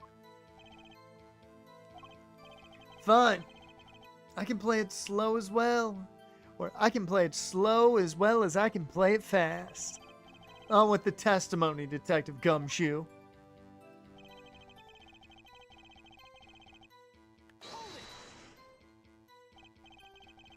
And this letter was sent by the victim? There it is. Gotcha. You're all mine this time, pal. I got him red-handed. Did you see that? I caught him. Huh? I had the handwriting checked out, of course. It's the victim's. No mistake. Ah, I see. Score 1 for the boys. I didn't lose. I was just ascertaining the facts. So why am I so annoyed? But a letter ordering your own death. Things aren't what they used to be, I guess. Back in my day, no one wrote letters asking them to kill them. They just ran out into the street and jumped in traffic. That's really what normally happened. I had a friend try that once, jumped over the car. It was pretty impressive. I'm not sure this is exactly commonplace even now, Your Honor. So anyway, guess I'll keep going while I'm ahead.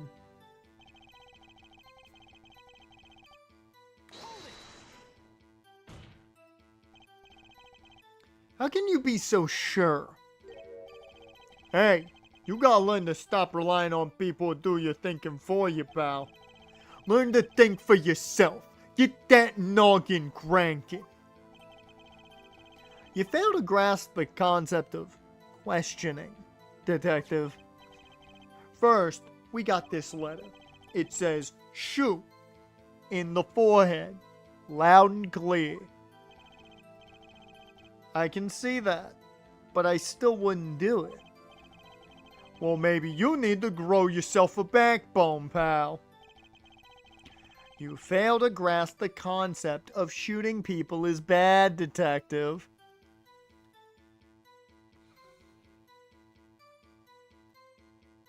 Don't say it. Don't say it. Fight yourself. Don't do it. Don't do it. Don't do it.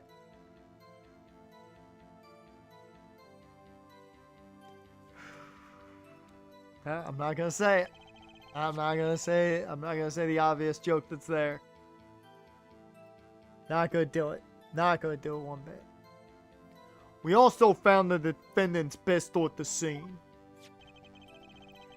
Traces of gunpowder residue shows that it had been fired recently. Well, Mr. Wright, as far as I can tell from looking at this photo, there seems to be no issue with the prosecution's claim.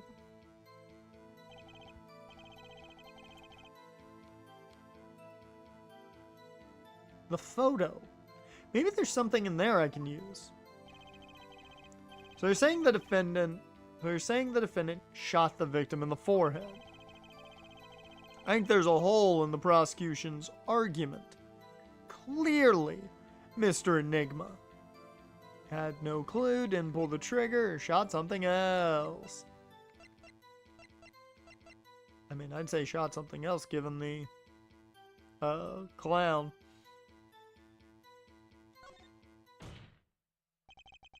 Looking at this photo, another possibility occurs to me. Yes?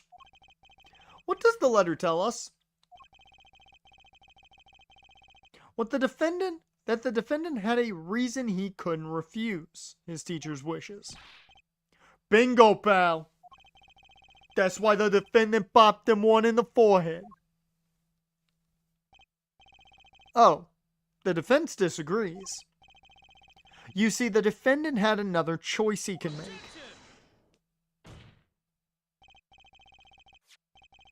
What?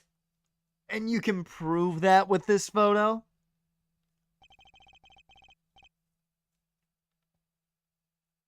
I can prove he had a choice. Yes. The defendant might have fired like he was ordered, but he didn't shoot the victim's forehead. Well, let's hear what you're thinking, Mr. Wright. Didn't shoot the victim's forehead. What did the defendant shoot? Well, the other thing with a bullet hole in it. The clown doll? Take a closer look. See? It's been shot in the forehead too. Oh, there's a hole in its forehead. Yes, and a hole in the prosecution's claim. And I suppose you have a reason as to why he'd shoot the clown doll. He didn't just shoot the doll. He shot the doll's forehead. His forehead? Yeah. Let's read the orders once more, shall we? You will shoot one shot square in the forehead. Which is exactly what he did. He shot the clown doll square in the forehead.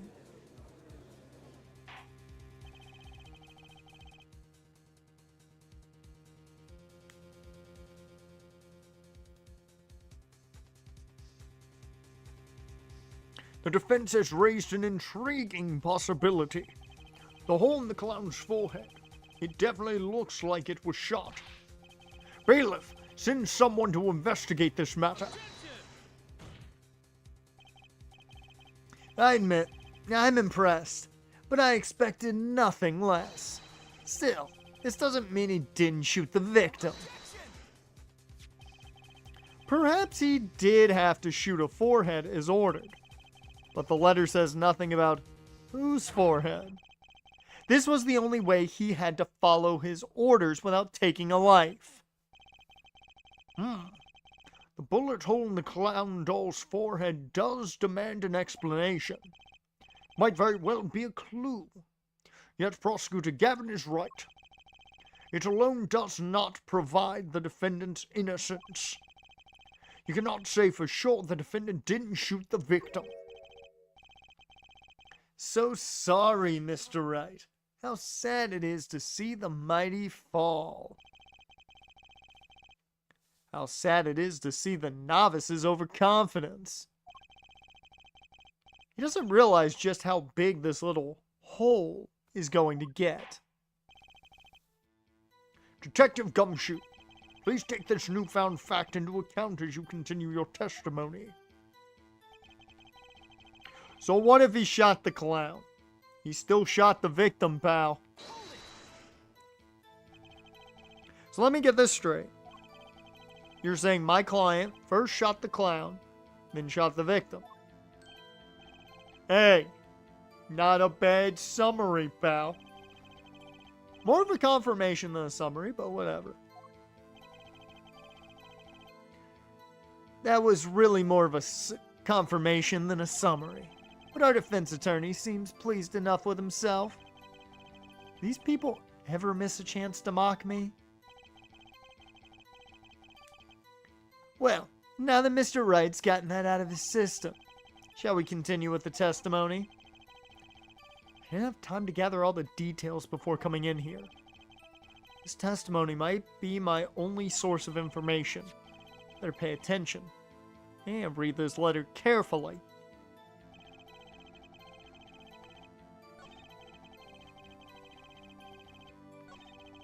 Okay.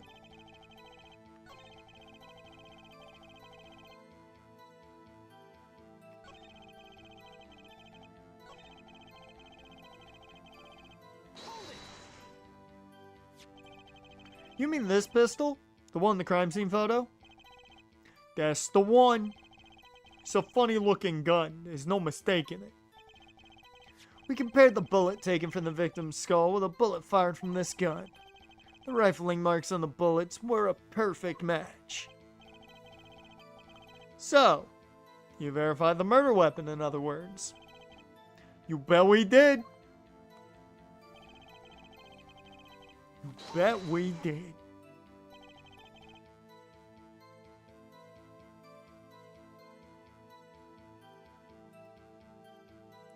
Why are you so certain? What pile of sand has your head been stuck in all this time, pal? You never heard of Zack and Valiant's quick draw shoot 'em? Huh? What's that? One of the defendant's specialties. Zack and Valiant stand on either side of a girl. Then they shoot. But the bullets don't hit him. Instead, they hit everything else on stage. This was one of the pistols they used in their show. Got a great design, huh? Kids love it. Many boys and girls join the police because of that pistol, I hear. You know, that would explain a lot about the police force. Troop Grammary stopped doing that act a while ago. The old man held on to that pistol ever since. The court would like to see the pistol in question. You got it, sir. Here it is. Or here she is.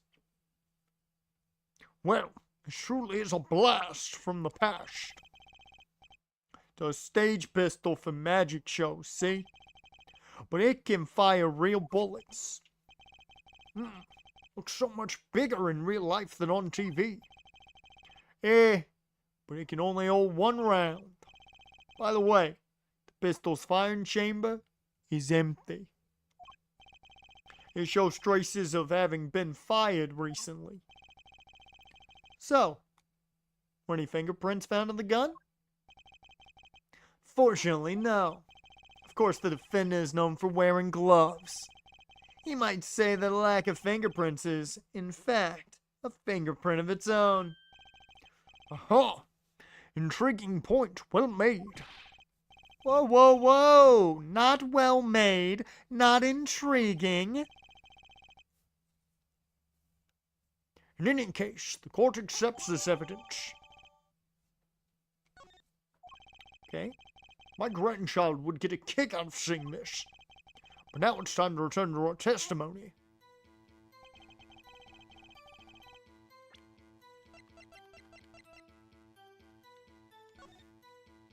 Alright.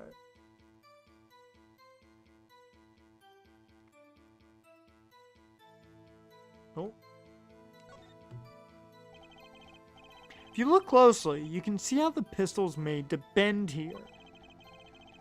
It's a one-shot only model, and I guess this bend is where you load it. So this is the famous Grammary Golden Gun. They say kids used to love pretending they had one of these. Wonder if they pretended to miss their targets too.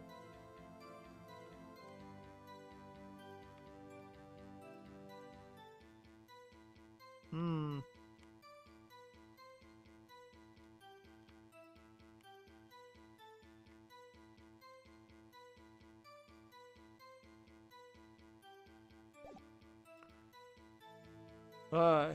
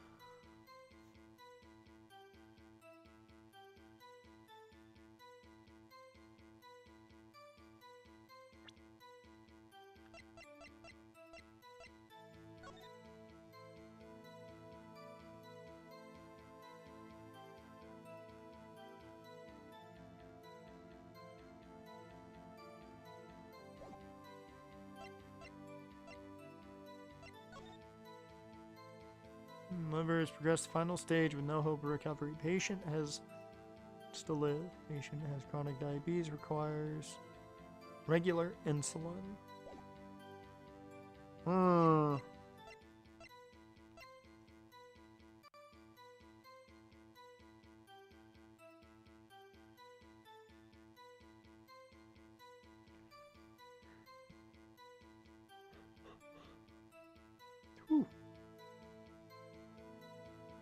So it's either the gun or the notebook page, and I don't know which one it is.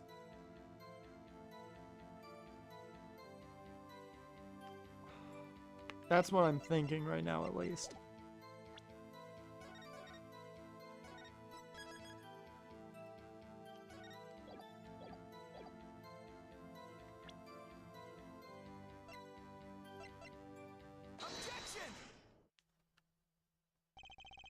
The trickiest cases often seem the simplest. Prosecutor Gavin, you missed the bullet hole in the clown's forehead. If you hadn't missed that, you might have come to a very different conclusion. Understand? Yeah, but like I just said, pal. After he shot the clown in the forehead, he went and... It's a one-bullet gun. Did nothing of the sort to the victim. The pistol proves he could not. The murder weapon. How? It's quite simple, Your Honor. This pistol only holds one bullet at a time. If he had shot the clown in the forehead, he couldn't have shot the victim too. Yeah.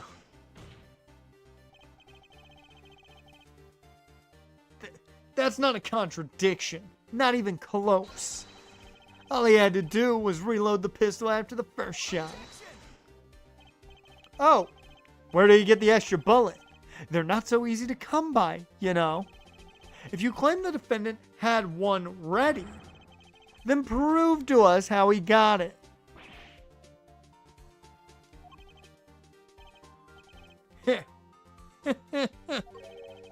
I had a feeling this wasn't over yet. No, this party's just getting started. And I haven't proven anything yet, beyond my good looks and startling record sales. An utter lack of humility. Oh, what's this? Seems that the prosecution has another witness prepared.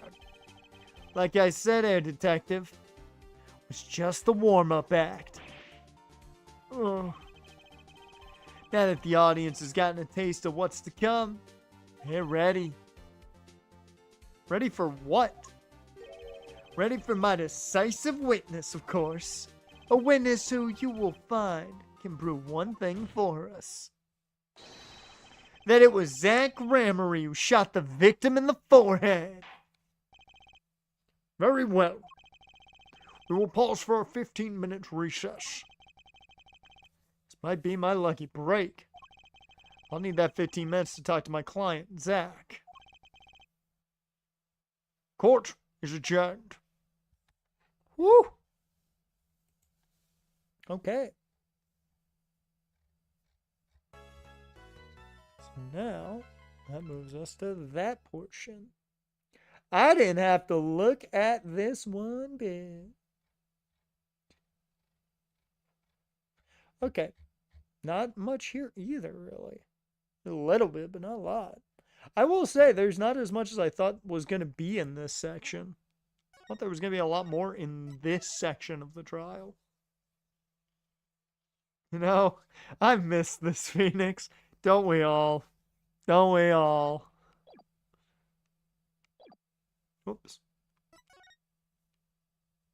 I don't know if we're going to get through this entire section, but I'm going to try.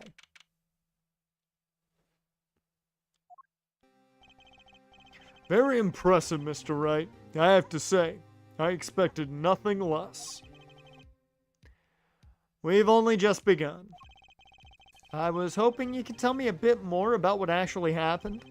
About what happened, actually. I did not think you would believe me if I told you. Better that you discovered the truth for yourself. I was thinking of you, you know. I think we need less thinking and more talking. That night in the hospital, what really happened? The way your eyes gleam, Mr. Wright. You'll scare Trucy. Speaking of which, where is she? You've seen the problem yourself. The letter. The one shot in the forehead? The one shot in the forehead one, right? Yes, and the reason he speaks of. I could not deny my mentor's wishes, even if it meant my own death. Why not? This is something I will not say. For now, at least. What's this for now business? I've done many things in my life. Some well, some poorly. But this is a cross we must bear alone to our graves. We? You want to know about the night of the incident? Finally. This guy sure likes to take his time getting to the important stuff. Of course, I had no intention of shooting my mentor. I snuck into his room that night at the appointed time. Found there upon his bedside table 2 pistols. 2? Yes. The one I had used on stage. And the one that had been used by my partner, Valiant. Oh! For the Zack and Valiant's quick draw thing.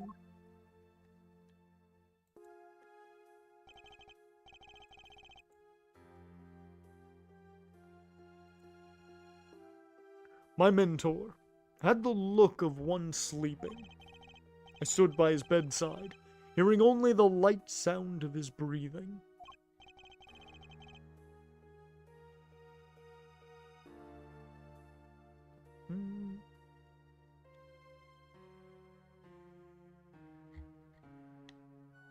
Oh, there's no rain delay.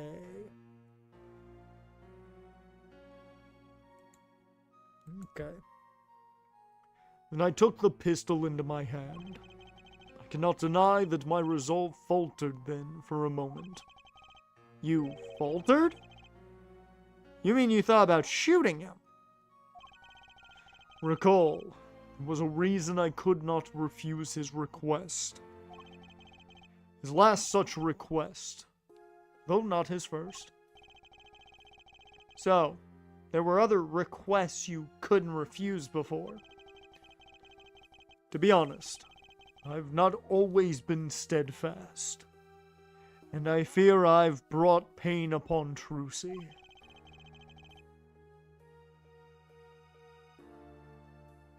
Yep, thunderstorm warning? Ah. People are modding the Bethesda flop Starfield into a Star Wars simulator? Wow. That feels about right. You know, modding something into a Disney thing. That way Disney gets mad that people are modding things into Disney and not going to pay for Disney things. And they're not making money out of it. That makes sense. Was Magnifi coercing his disciples somehow? Just what was going on in Troop Grammary? Yet, in the end, it didn't even matter. I did not shoot him. Instead, I turned and shot the clown. I took the pistol I'd fired and placed it in my pocket. In your pocket? I believe if you examine the bullet in the clown's head, you will find it to be different than the one in my mentor. What were those called? Rifling marks? Yes. Well, that is all I have to tell you concerning the case. Concerning the case? You mean, there's something else you can tell me?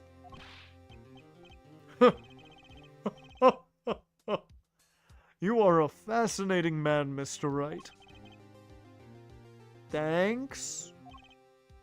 Yes. There is something. My mentor. His eyes opened. What? Magnifi Grammary? The old devil.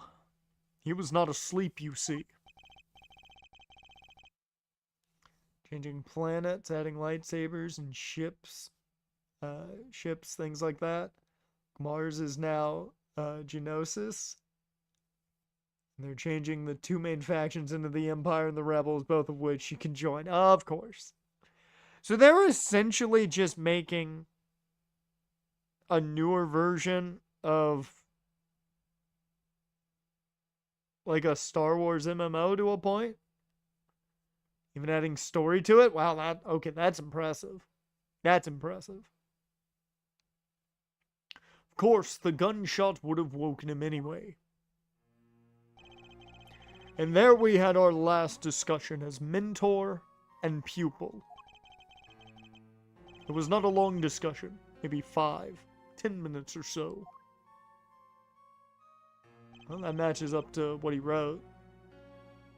What'd you talk about? Mr. Wright. Did I not just tell you? It does not concern this case. Zach Grammary. He seems pretty steadfast to me. Or maybe just stubborn. Mr. Wright, your presence is requested in the courtroom. Once again, I'm in your hands.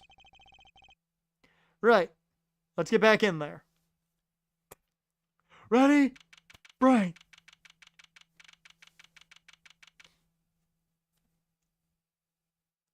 Creator said in an interview, is it canon? No. Is it better than Star Wars Outlaws or Jedi Survivor story-wise? Hell yes.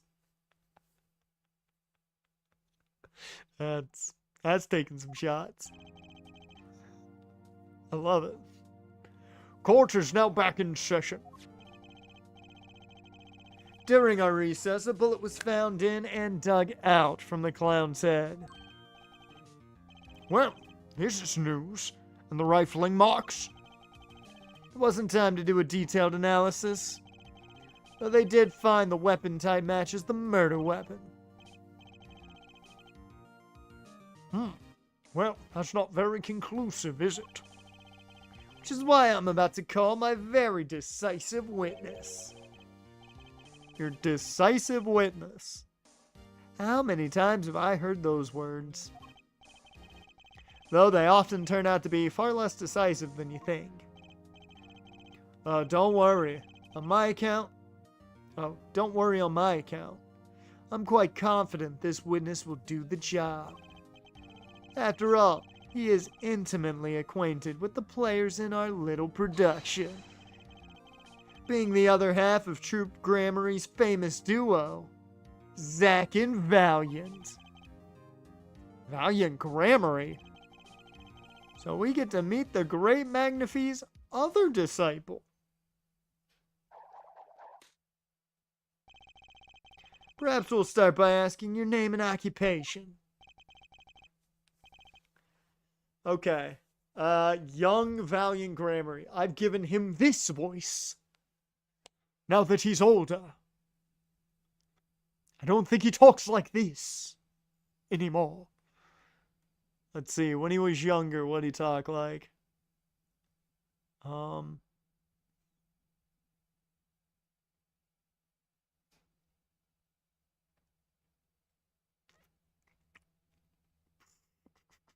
Okay, I got an idea. I got an idea for the voice. It's gonna be kind of in that, like, over enthusiastic type of feel, but not to that extent. Valiant Grammary. Magician. You're the decisive witness, are you?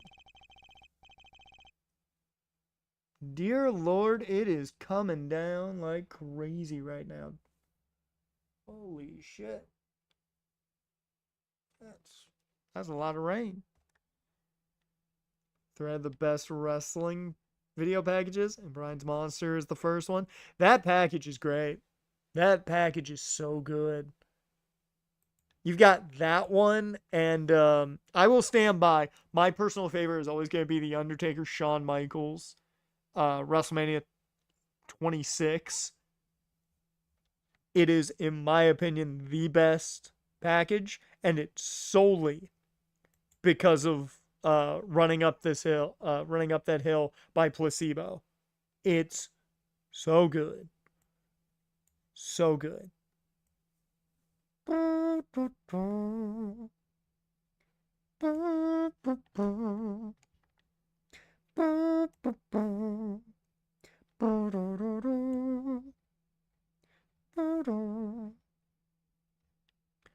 It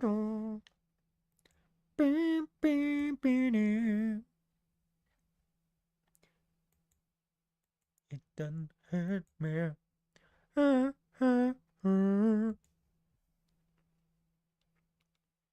If you feel how I feel.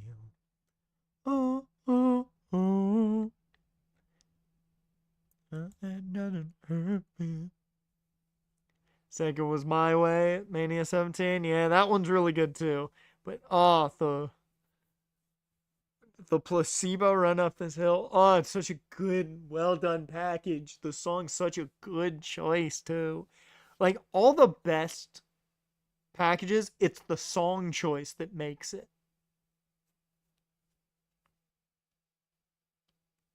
It's the song choice that makes it. Have the Phillies been put in a rain delay already? Their game doesn't start till like 6. So yeah, it's 6:45 is their game. So I don't know if they're gonna get put in a rain delay or not, but dear Lord, it's coming down. Coming down for real. I'm just trying to figure out. I'm not seeing like any rain on the forecast, which is the weirder part. I don't even know like how long this rain's gonna last. You can prove your fellow student your partner's guilt. Fate, the grand illusion, filled with traps and tricks. Oh, yesterday's game was a rain delay? Well, I will say, I hope they play, because I need Schwarber to hit a Schwar bomb today.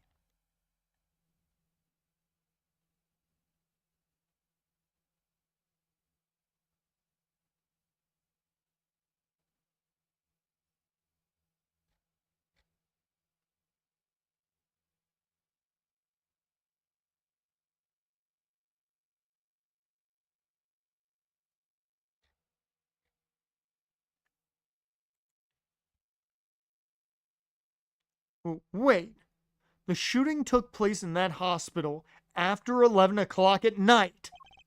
If you're a witness, does that mean you were there that late? If one were to deduce this logically, the conclusion is yes. Okay. I always get the characters, don't I? I have an interesting fact for you.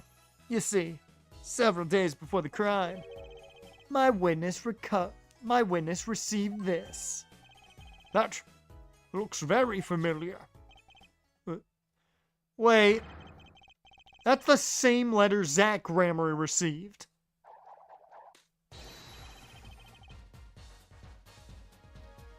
Yes, or perhaps I should say, ta-da! There we go, put a little more flair on the ta-da. I feel like the key with him is he's always had that flair to his voice. But it is not overly dramatic like it has been now. And he was getting there.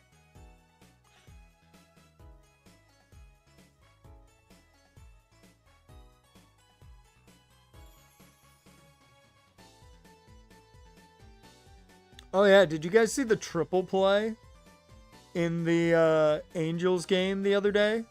Did you guys see the fucking triple play? It was fucking awesome. Shohei hit it right to Zach Neto, tags second, gets it to Shonwell. Shonwell tags the man at first. I'm like, bruh, that was crazy. It was insane. It was almost like Shohei was playing for the Angels again. It's cool as hell. Order! Order! Order! What does it say? Certainly not the same thing. Perhaps you should see for yourself. Love student Valiant, to you I entrust the task of lowering my life's curtain. Come on the 13th, 11:20 p.m. I will ready a gun with which you will shoot. One shot square in the forehead. Oh, he was testing both of them.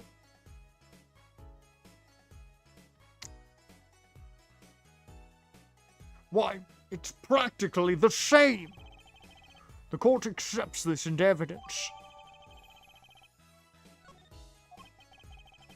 This is most unusual. Exactly what was going on with you folks? What exactly was your troop Gramarye up to? Dear Lord, Cultaholic dropped a can you name all 44 members of the NWO? That's difficult, man. Because are they counting like NWO Japan and all that?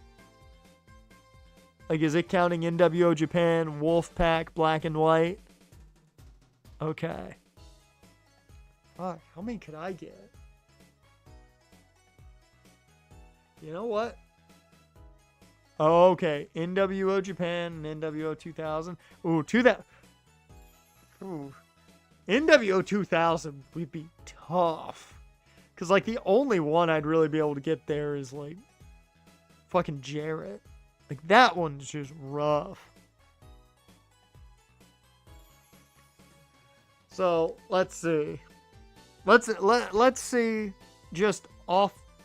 We're not going to do this for long. I'm just going to go. Oh, NWO 2002. Never mind. I'm thinking NWO 2000, the black and silver, which was awful. But 2002, I'll get everybody out of that. You had. Let me do 2002 first. Let me do 2002 first, because I can get that. You had Shawn Michaels, Big Show, X-Pac, Scott Hall, Kevin Nash, Hulk Hogan, Booker T, and I think that was it for 2002. They didn't have a lot of members. I think those 6 were, or those 7 were it. I think that was all of those. If we go WCW, you'd have Hollywood Hogan, Kevin Nash, Scott Hall, Scott Norton, Conan.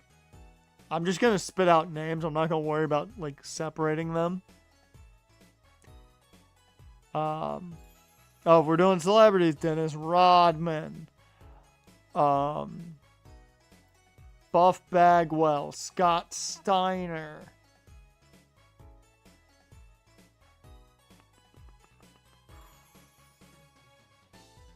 I'm trying to think of all the random people who were in there. Well, Lex Luger, Sting, that's Wolfpack.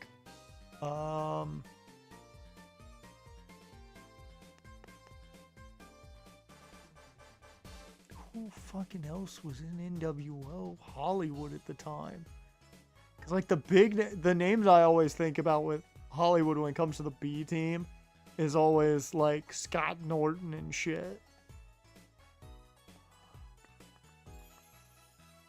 Macho Man. Who fucking else? Miss Elizabeth?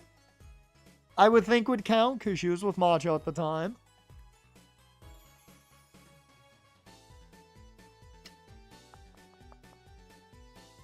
Yeah, that's all I can think of off the top of my head.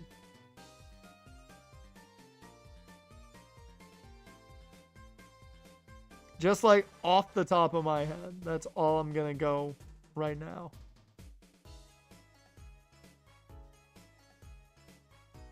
Oh, yeah. Nick Patrick, IRS. I'm not going to lie. I was constantly thinking about Chono and I couldn't think of his fucking name. Tenzin, I always forget about Tenzin. Conan, I always remember because it's funny as hell watching him with the Wolfpack. Brian Adams, Kyle Petty, Paul Gilmartin, that's one I'd never remember. Claude Mann, never remember. Stevie Ray, I forgot was in the NWO, even though I just saw a video about him denouncing the NWO. Horace Hogan, David Flair, Mark Johnson. Ron and Don Harris. Oh, God, the Harris twins. Ooh. Ooh. Was Rick ever part of the NWO? I didn't think Rick was ever part of the NWO.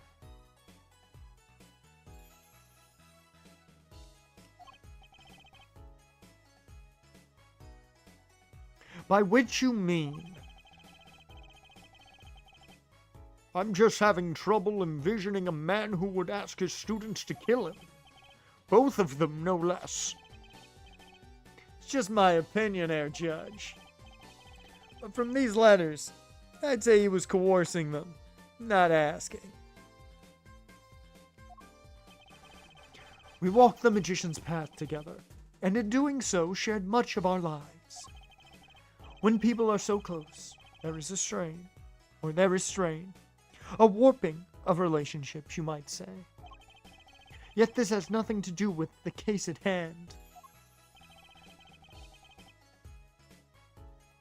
You got Hogan, Nash, Hall, DiBiase, Big Show, X-Pac, Vincent, Elizabeth, Bischoff, Bagwell. God, I can't believe I didn't think of Bischoff off the top of my head.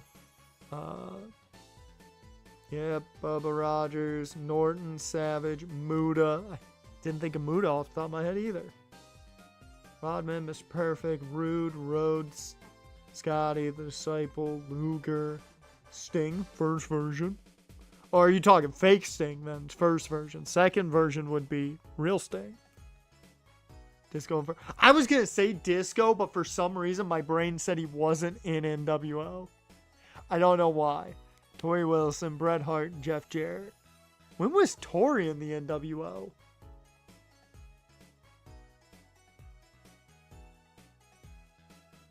When the fuck was Tori in the NWO? Because I only think about her with the Filthy Animals. And Kidman. NWO Elite? Oh, that explains why I don't remember the fucking NWO. She wasn't in the important one.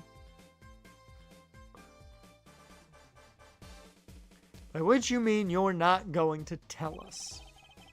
Which makes me wonder even more about this reason why they couldn't refuse. Let's get on with the testimony for starters.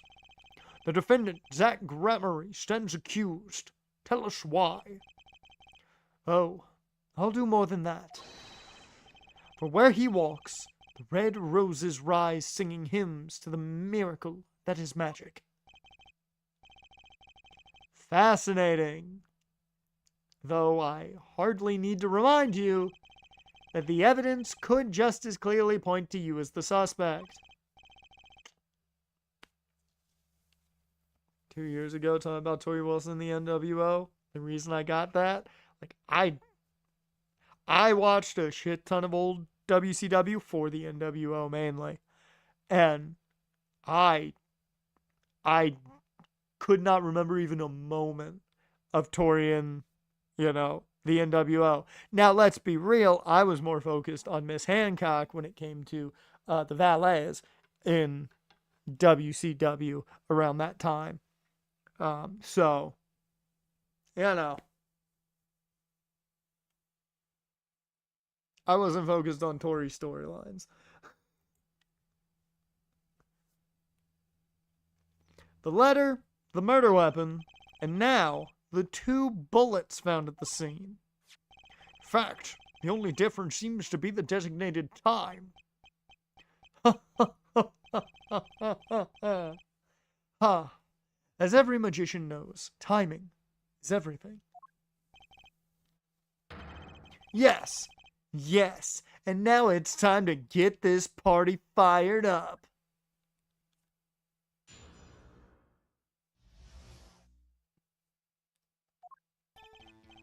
That night, I visited the hospital room at the time Magnifi requested. The smell of gunpowder hung in the room, and my mentor had taken his final bow. I did not imagine my fellow student might have received the same instructions. Yet a deal with the dead is still a deal. Death's sweet kiss. I gave it to the clown. And I informed the doctor and the police. Yep. Okay.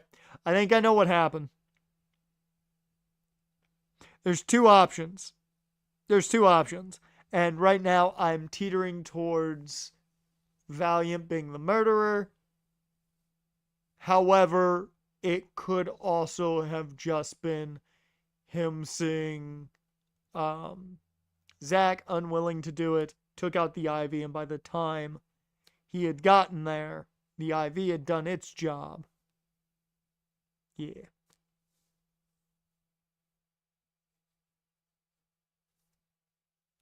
Yeah.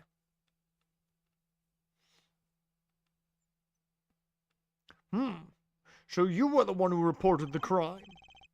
Indeed, I would think. This fact alone would clear my name of suspicion. No, actually, Valiant, when you alert the police of the crime, you become suspect number one. That's normally how it goes in murder cases. If you told the cops, they're going to think you did it. That's kind of how it goes normally nowadays. Let's not jump to any conclusions. Yes, the cross-examination generally comes before the conclusions in this court. But if your testimony proves to be true, then the defendant, Zach Gramery, is guilty. And if it wasn't Zach Gramery, then the killer was you, Valiant. At least until proven otherwise. Exactly. No disappearing act will get you out of that.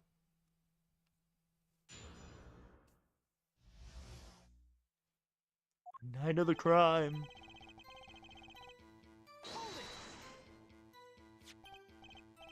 Which, according to the letter, was 11:20 p.m. Indeed. In magic, timing is everything. Right. I've been told. Consider the illusion of teleportation. If I were to appear on stage before my stunt double has left, how would that look? Why, it would reveal the very secrets of my magic. Now that you've revealed the very secrets of your magic for all of us, let's move on. You went at the designated time, and what did you see?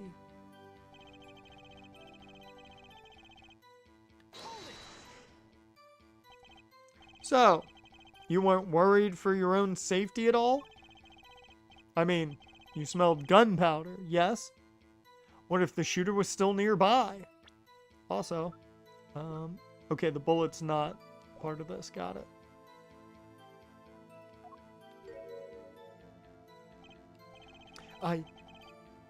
I did not consider this, to be honest. It is forbidden for a magician to have a good imagination. Really?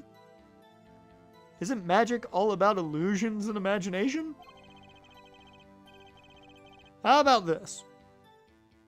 You were the shooter, which is why you weren't afraid. Now you are the one imagining. It is forbidden for a lawyer to have a good imagination. The witness will refrain from pausing so suspiciously before responding. My forbidden imagination is starting to imagine things.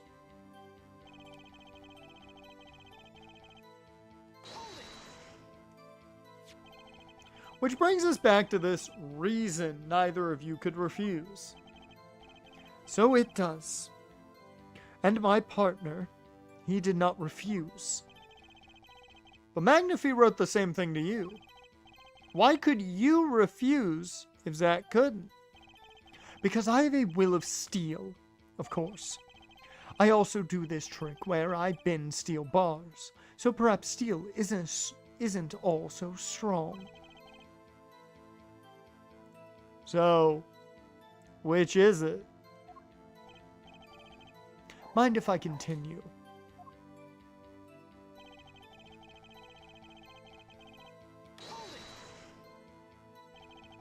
There were 2 bullet holes at the scene. One in the victim, and one in the clown.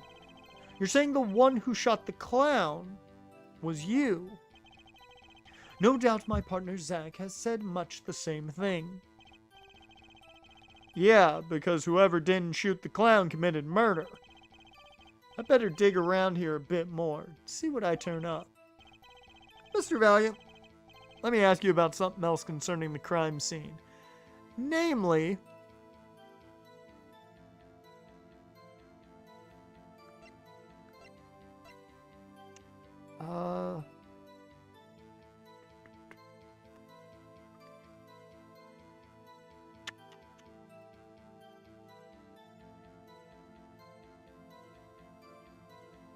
I want to know here.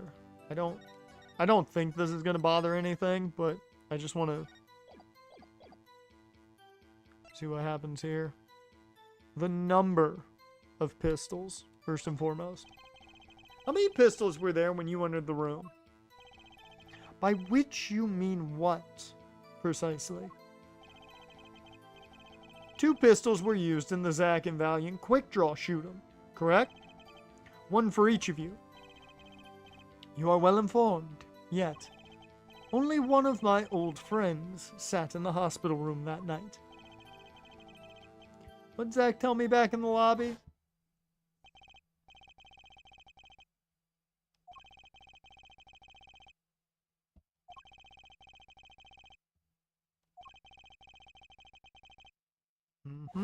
So there should have been one.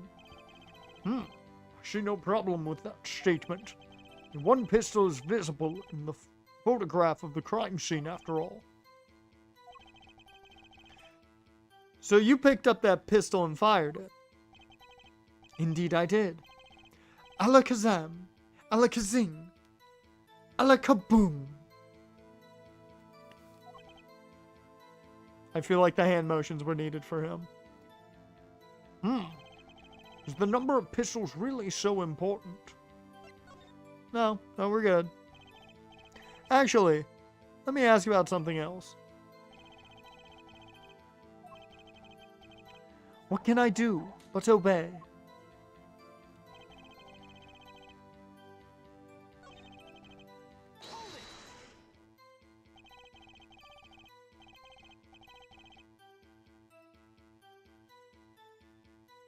Ooh, Cardona and Shotzi? GCW Homecoming? Ooh, that'll be a good one. That'll be a good one.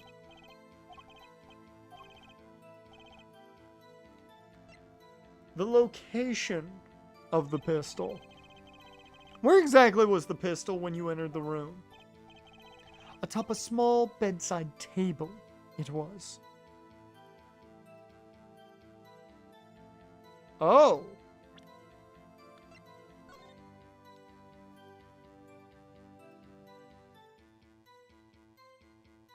Is that technically considered bedside?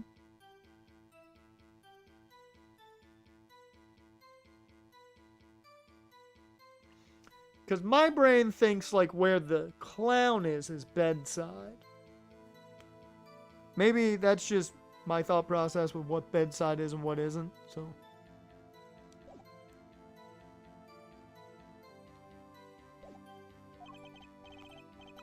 As if to say, here I am. Take me into your hand. Pull my trigger. Shoot me. Shoot him. The victim clearly wanted to be shot. Around the bed, it's bedside? Okay. Okay, everybody says that's bedside. I just wanted to clear it up because my brain's like, technically that's not bedside. Because it's not like right beside the bed. So I could see a contradiction there, but I'm sure the game's not going that deep. But why? Perhaps he wanted to go out with a bang.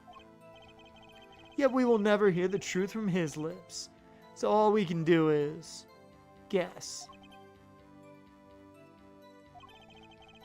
Is the location of the pistol all that important? Nope. Not if it's right there.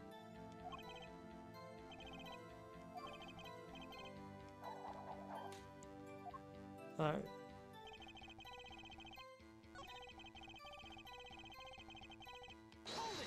Yeah, we're definitely not gonna finish this today. And by finish this, I mean this section.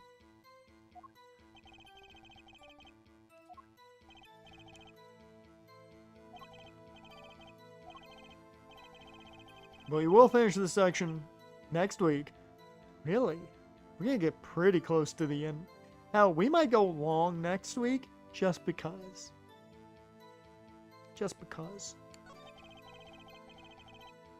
In order to shoot a pistol, you need a bullet. Where was the bullet? I entered the room and took the pistol in my hand. The bullet was already loaded, ready to fire at any time. A magician is always prepared, you see. Prepared for... One never knows when a miracle will be called for. A magician always has 7 doves in his pocket and a white rabbit up each sleeve. Clearly we're dealing with professionals here. Is this bullet that was loaded in the pistol really so important? Okay, so everything fits what's expected.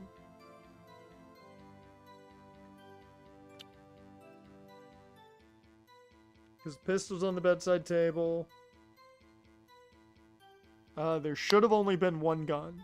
That's a guarantee from what we know, from what Zach told us.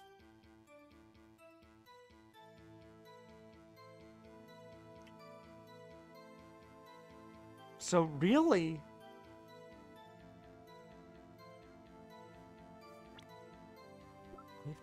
I have to make sure everything's the same here.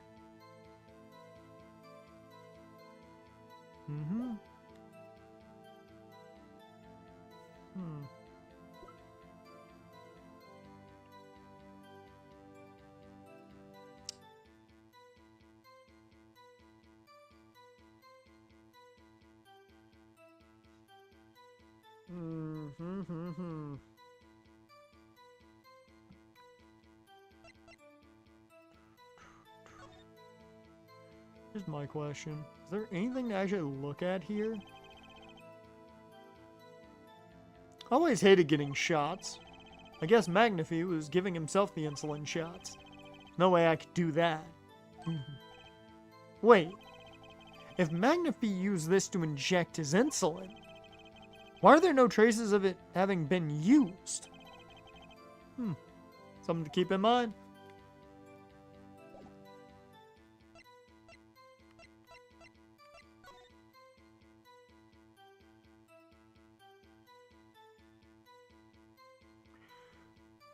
Alright.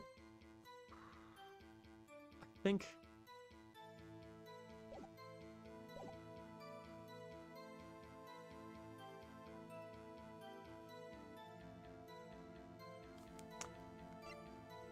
I think positioning is what I'm gonna go with. Just to... I mainly want to see what he says about it. Also, I might as well just do this right now. So you informed the police. What'd you do then? What do you suppose I did? I used my magic to levitate my mentor's corpse, perhaps. I don't know, that's why I'm asking. Now please answer the question and skip the sarcasm. After I made my report, I called the doctor, and we re-entered to the room. We returned to the room. Fuck, I can't read. While we waited for the police to arrive, we discussed stomach medicine. We've confirmed this with the doctor. It all checks out. He praised Mr. Valiant's knowledge of stomach medicine, in fact. It is an honor I do not deserve. But I accept. Both the Magnify students received the same letter. Both admit to having gone to the hospital that night. 2 bullets were fired, and one of them killed Magnify. Time to find the cracks in this testimony. Left the Raiders because Jimmy G kept throwing hospital balls? Yes. Let me guess. Hospital ball from Jimmy G in practice?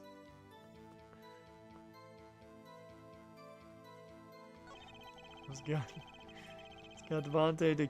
We almost just got Devontae decapitated in practice. Yep.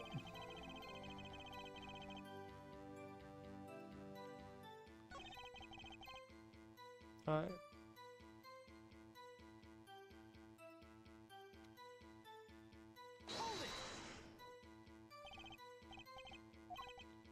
Alright.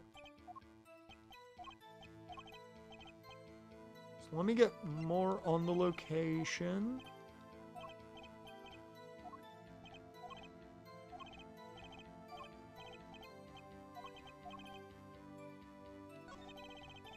Without a murder weapon, there would be no murder. It's very important, Your Honor. Very well. So add this detail to your testimony.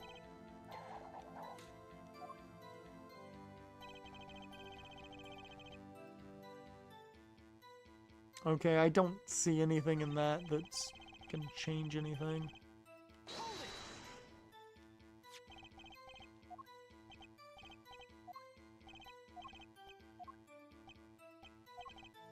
Oh, whoops.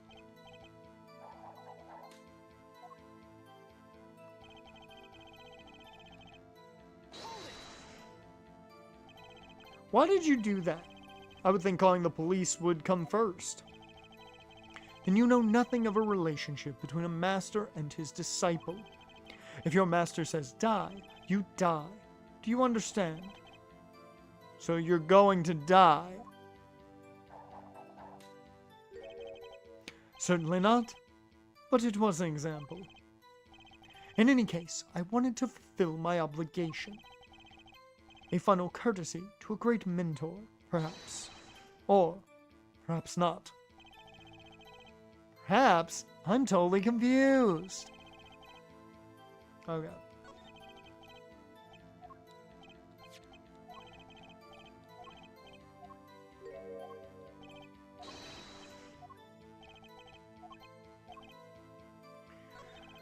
Alright.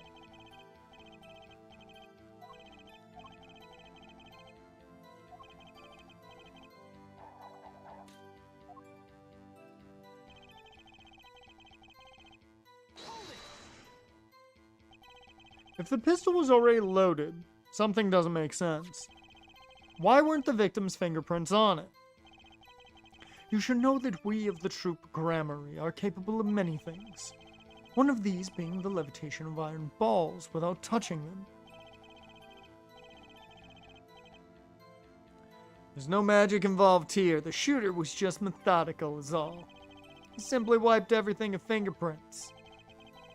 Can't really do much with fingerprints that weren't there. Alright.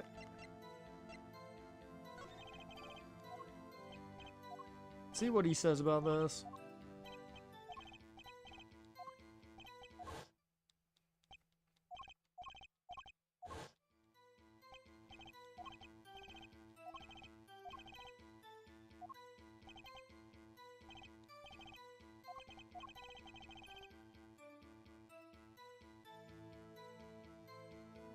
Dropped a major news. Hackers offered a very serious trade offer for Parsons. Ooh. You know what's interesting? If Ricky be dropping it, he's been on point this offseason. The number of pistols is quite important, Your Honor. Very well.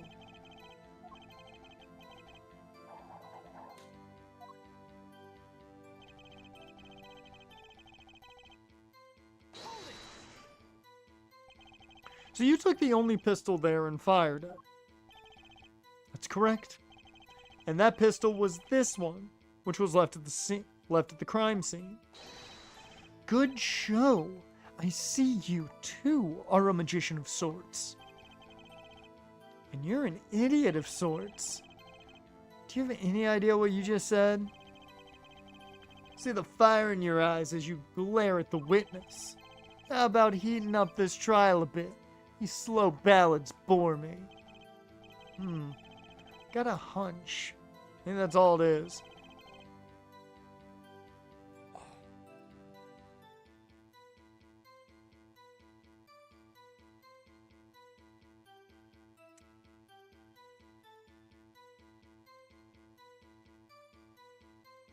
So,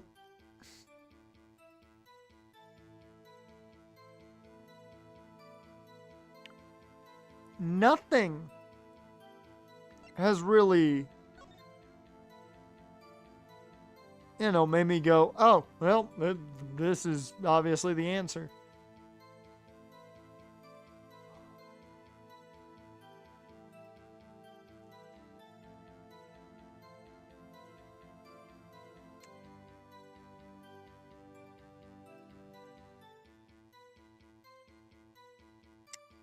Fine, Dash. It's fine that you don't remember. I'm trying to figure out what the slight differences they're giving me, because there's a slight difference that I'm just not picking up, and I'm not sure what it is, because I want to say it's they're giving me that little bit of extra with the 2 pistols, and that's what I think is the answer, but I'm so unsure right now.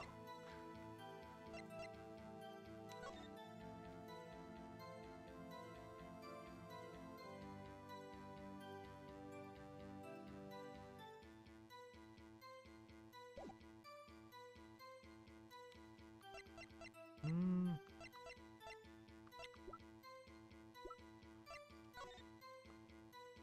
$11:05. 11:20. So they talked for a good amount of time.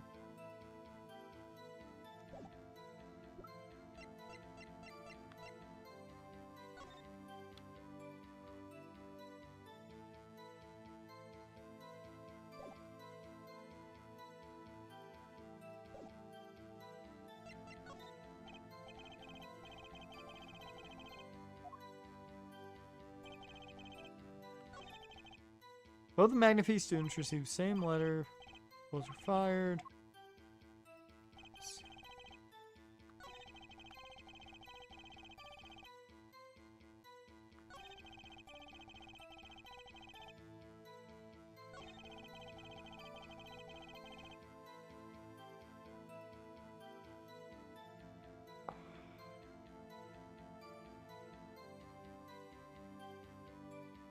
Yeah, I'm gonna go the walkthrough for this one. I hate that I don't have this one. Okay, so it is the number of pistols. I was right on that. And they say show the pistol. Oh, okay. I see why they want me to do this, but I didn't think. I didn't think that was the exact reason. Okay, I get it. It's for the bullet marks. Or for the barrel marks. Yeah. And I didn't even get that from reading it. I just got it when I went over it. Yeah.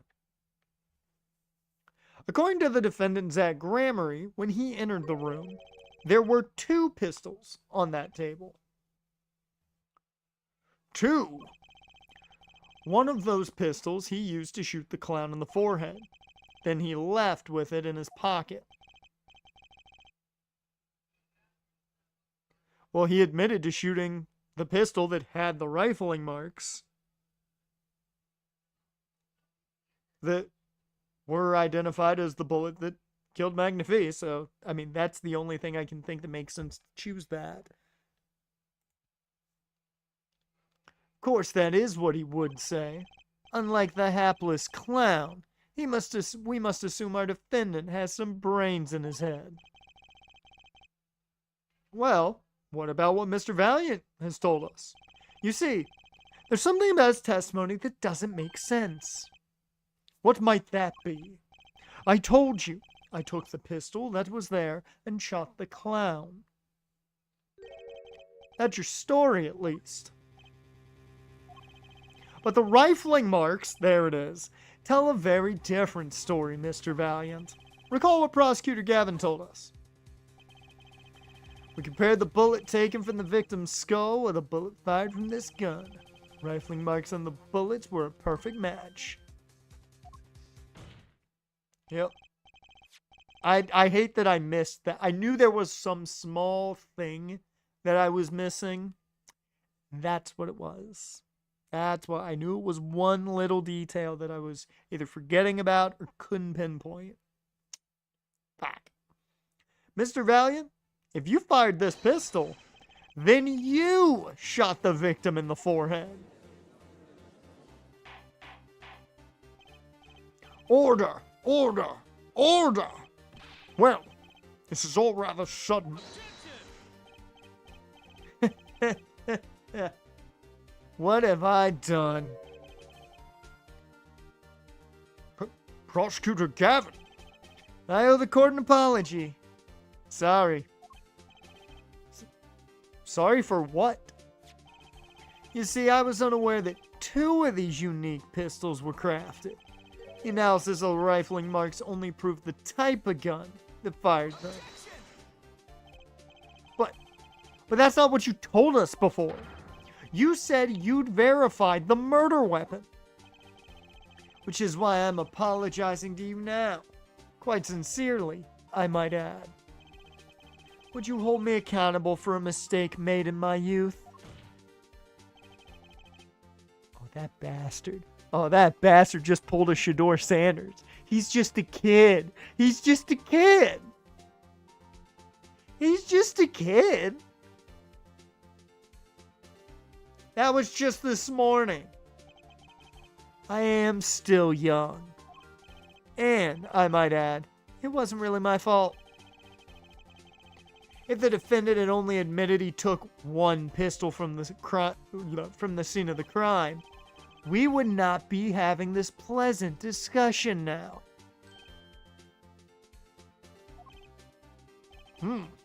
Valiant Grammary. Yes, Your Honor. You are presented to this court as a decisive witness. You've proven to be more decisive or divisive than decisive. Objection! You'll see in time. The testimony so far has merely been a review of the facts. The proof comes next. Care to elaborate, Prosecutor Gavin? When Mr. Valiant entered the hospital room, the victim had already been shot. And his next testimony will prove right the real fight is about to begin. And then I imagine Pheonix is just in his head. Bring it. Very well. The witness will now testify to the court. Help us determine who shot what.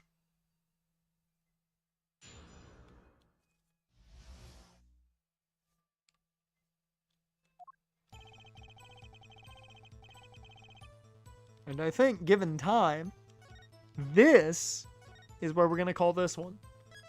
Right at the testimony. That way, we get the testimony at the start of next week's stream. And we can keep moving on. As I said, I think we're probably going to go a little longer next week, given... I mean, this is about the end of this one. This is the last testimony we have in this section. And then we move on to the next part. Which, that part is long. I will tell you, that part is long.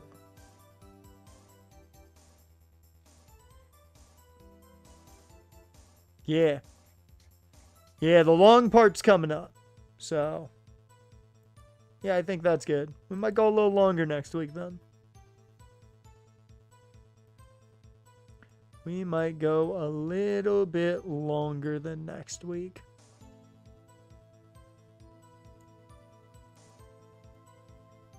I think that fits. What? Why the fuck are you adding more time? I mean, I'll tell you now then, that 36 minutes is gonna definitely change up next week then. If we go longer, that 36 minutes definitely ain't gonna be around no more. But with that, that'll bring us to the end of this one. Tomorrow, we got the Nuzlocke. And as I said early on, I've done my grinding. So much you will. I do not owe you any time. I've been keeping to my schedule. I do not owe you time, sir. Technically, by my count, if I look at my timer, I literally have a minute and a half here until it hits 3 hours, so just saying. But tomorrow we got the Nuzlocke. We are all grinded up. I did that off stream. And we are gonna jump right in to the 5th gym at the start of stream. We'll have our tiny little bit of conversation, our 5 minutes of how everybody's doing, and we are going right in to the 5th gym. I've already gotten us back to Petalburg. It's Petalburg, right? I don't even remember. Yeah, because Rustboro's the first town afterwards. I've gotten us all the way back to Petalburg. We're sitting at the Pokemon Center. We are going straight into that 5th gym. I've got a game plan. If it doesn't work, fuck. We're restarting again, I guess. But if it does work, I'm going to be very, very happy. I will say, after grinding, our box is not good currently. Mainly because I had to teach every single normal type fucking strength. But yeah. We'll see if we continue with the Nuzlocke tomorrow. That's going to be the very big intrigue. Let me get the music going.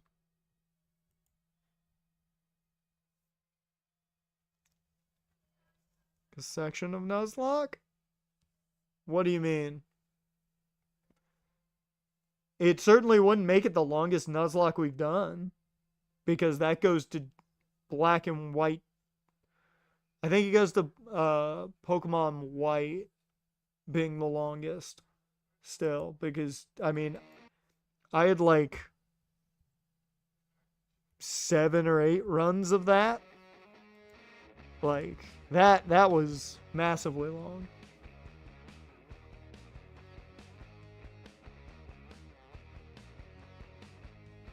But if we do beat Norman, it'll be the longest run we've had. It'll be the furthest we've made in a run.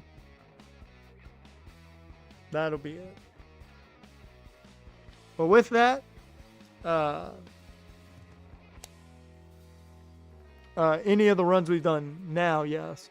I mean, I sweep through fucking Ruby the first time when it was a vanilla-based Nuzlocke.